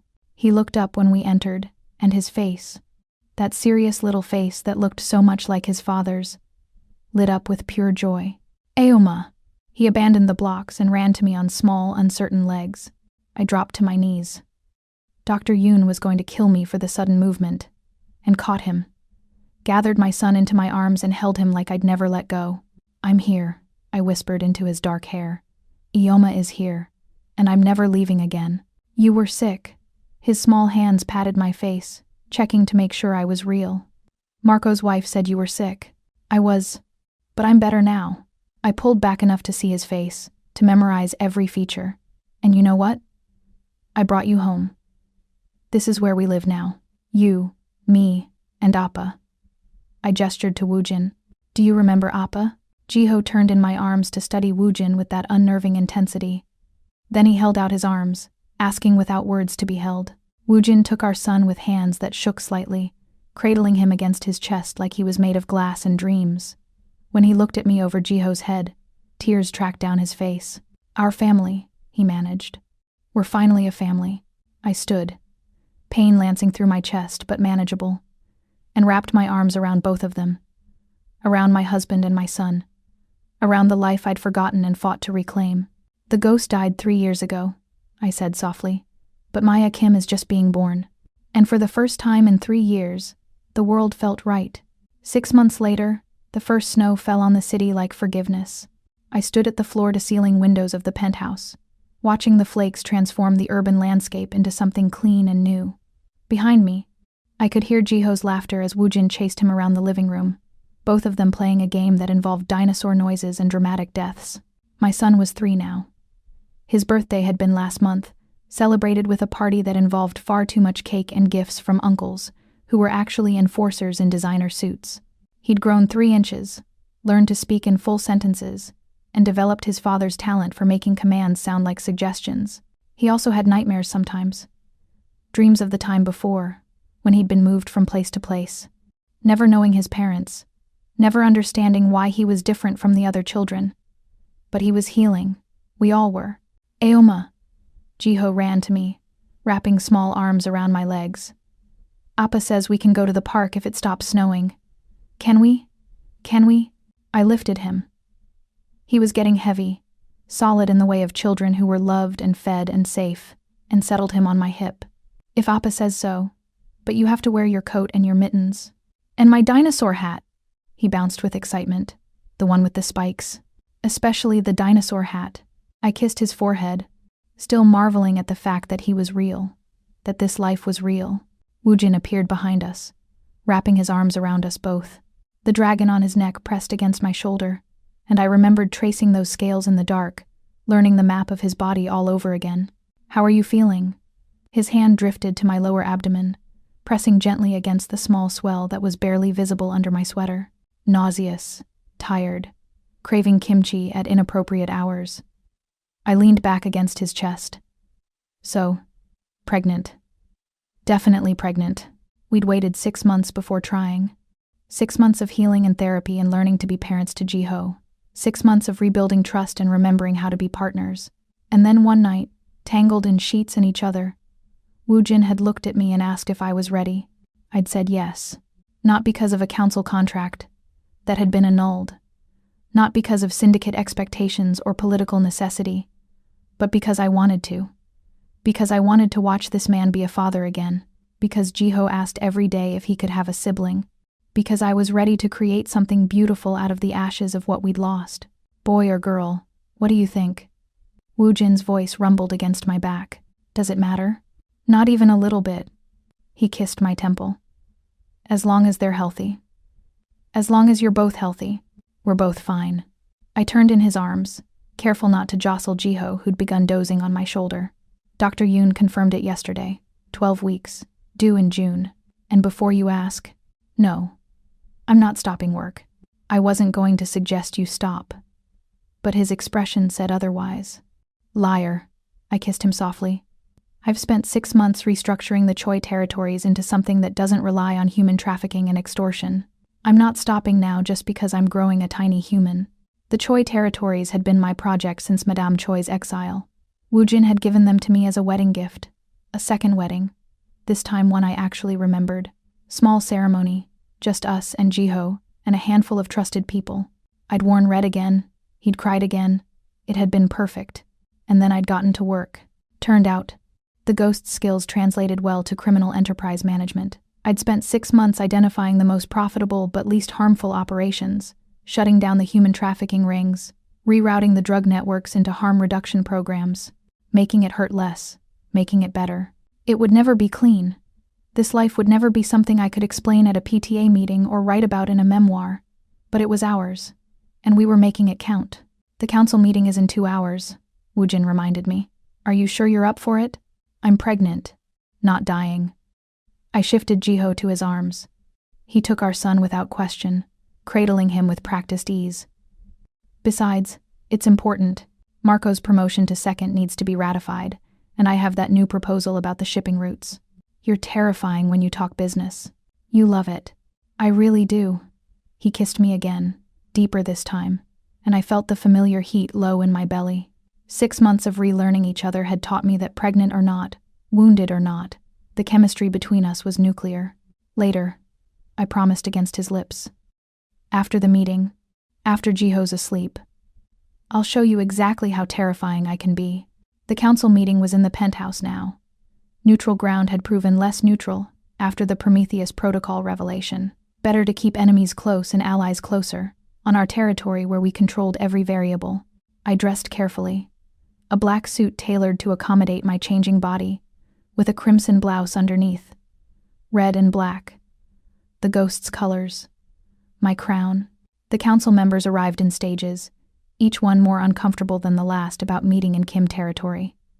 But they came, because refusing an invitation from the ghost and her wolf was tantamount to declaring war. Chairman Pak arrived first, as was his custom. He'd aged in 6 months, lines deeper, hair whiter, but his eyes were still sharp. "Mrs. Kim, you're glowing. Pregnancy will do that." I gestured to the conference table Woojin had installed in what used to be the record room. "Please sit. We have much to discuss." One by one, they filtered in. Victor Kozlov, Maria Santos, the heads of the Vietnamese and Japanese factions, 8 council members where there used to be 11. We'd consolidated power, absorbed the weak, made the syndicate leaner and more efficient, more dangerous. When everyone was seated, I remained standing. Power play. Make them look up. "Thank you all for coming," I began, my voice steady and clear. "We have 3 items on the agenda today. First, the ratification of Marco Cole's promotion to second in the Kim clan. Any objections?" Silence. Marco had proven himself 100 times over. No one would challenge his loyalty or capability. "Excellent. Second, the shipping route proposal. I'm suggesting we reroute 40% of our Pacific traffic through Vancouver instead of Seattle. Less DEA presence, better port security, and the Canadian authorities are more amenable to persuasion." I spent 20 minutes walking them through logistics, profit margins, risk assessments, watched their initial skepticism turn to grudging respect as the numbers proved themselves. "The motion passes," Chairman Pack said finally. "The Ghost's shipping routes are approved. Third item." I paused, meeting each pair of eyes around the table. "I'm pregnant, 12 weeks, due in June, and I want to make something very clear. This changes nothing about my position or my authority. I will continue managing the Choi territories. I will continue attending council meetings. I will continue being exactly who I've been for the last 6 months. Understood? Are congratulations in order?" Maria Santos asked carefully. "They are. But keep them brief. Sentimentality makes me nauseous." I allowed myself a small smile. "Any other business?" Victor raised a hand. "There's been chatter about the old contracts. Some of the independent operators are wondering if the Prometheus protocol still stands now that you're—" He gestured vaguely at my abdomen. "Pregnant?" I finished for him. "Let me be extremely clear. The protocol isn't contingent on my physical condition. It's contingent on my survival. Kill me, and everything goes public. Try to kill me while I'm carrying Woojin's child, and the response will be apocalyptic. I'd suggest reminding your independent operators of that. Consider it done." "Good." I finally sat, my body grateful for the reprieve. "Then unless there's other business, we're adjourned." They filed out one by one, leaving respectful comments about the pregnancy and the shipping routes. When the door closed behind the last of them, I sagged in my chair. Woojin appeared immediately, bringing water and concern in equal measure. "That was too much. You should be resting." "I'm fine." But I drank the water gratefully. "Just tired. Growing a human is exhausting work. Come on." He helped me stand. "Jiho is with Marco's wife for another hour. Let me take care of you." He led me to the bedroom. Our bedroom now, no longer just his, and helped me out of the suit with gentle hands. Drew a bath with my favorite oils. Sat with me while I soaked, his fingers tracing idle patterns on my shoulder. "I keep thinking about 3 years ago," I said quietly. "About the woman who decided erasing herself was the only way to save you. And I wonder what she'd think of us now. She'd be proud." Woojin's hand moved to cup my face, turning me to look at him. She'd see that her sacrifice wasn't wasted, that we found each other anyway, that we're building something beautiful, something dangerous. Beauty and danger aren't mutually exclusive. He kissed me softly. "Just look at you, smooth talker. I have 6 months of practice." His hands slid into the water, mapping the changes in my body with reverent attention. "You're so beautiful like this, fierce and soft at the same time. Keep talking like that and we won't make it to the bed." "Is that a challenge, Mrs. Kim?" I pulled him into the water with me, suit and all, and kissed him until the water went cold, and we had to relocate to the bed anyway, trailing wet footprints and laughter. Later, wrapped in sheets and each other, I traced the dragon on his neck and thought about how far we'd come. From a rainy night of terror and recognition, through violence and revelation, to this, to peace won through blood and love. "I love you," I whispered into his skin. "I know I said it before, but I need you to hear it again. I love you. The ghost loved you. Maya Morrison loved you without knowing why.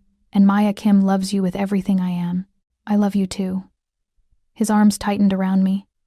Every version of you, every iteration. The woman who held a gun to my head and stole my heart. The woman who ran through rain to save herself. The woman who walked into a council meeting wounded and made them submit. I love all of you. The door creaked open. Jiho stood in the doorway, clutching his dinosaur and looking uncertain. Aoma? I had a bad dream. Come here, baby. I held out my arms, and he scrambled onto the bed, wedging himself between us. We've got you. Both of you? His small voice was thick with sleep and fear. Both of us, Woojin confirmed. Always both of us. We're a family, Jiho. Nothing changes that. Even when the new baby comes? Especially when the new baby comes. I kissed his forehead. You'll be the best big brother in the world. He considered this seriously. Can I teach them about dinosaurs? You can teach them anything you want. Satisfied, he snuggled between us and drifted back to sleep almost immediately. Woojin caught my eye over his head, and we shared a smile that contained everything, love and exhaustion and wonder. This was it. This was the life we'd fought for.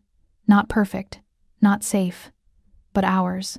The snow continued falling outside, covering the city in white. Somewhere out there, the criminal underground churned and plotted and moved like a living thing. Somewhere out there, threats still existed, enemies still schemed. But inside this penthouse, inside this bed with my husband and my son, we were untouchable. 3 years ago, the ghost had died to save the man she loved. But she'd been reborn into something stronger, something that couldn't be erased or forgotten or destroyed. She'd been reborn into a queen, and the queen's reign was just beginning. The rain fell again 6 months later, but this time I stood in the Onyx Lounge by choice. The heavy oak door opened, and a woman stumbled through, soaked, terrified, running from something she couldn't see but felt in her bones. I knew that look. Had worn it myself not so long ago. She saw me standing at the bar, Jiho playing with blocks at my feet, my hand resting on the swell of my pregnant belly. Saw Woojin emerge from his office, moving toward me with that predatory grace. Please, she gasped. Someone's following me. I didn't know where else. You're safe now, I told her, my voice gentle but firm. The wolf and his queen protect those who seek sanctuary. Sit, tell us your story. Woojin's hand found my shoulder, his presence solid and warm behind me. We help those who can't help themselves, he added. That's what ghosts do. We haunt the monsters. The woman looked between us. This strange, dangerous couple in their fortress of glass and stone, and burst into tears of relief. I nodded to Marco, who moved to secure the door. To Woojin, who poured 3 glasses of whiskey with steady hands. To my son, who watched with his father's serious eyes and was learning even now what it meant to be part of this family. The ghost had come home, and she was hungry,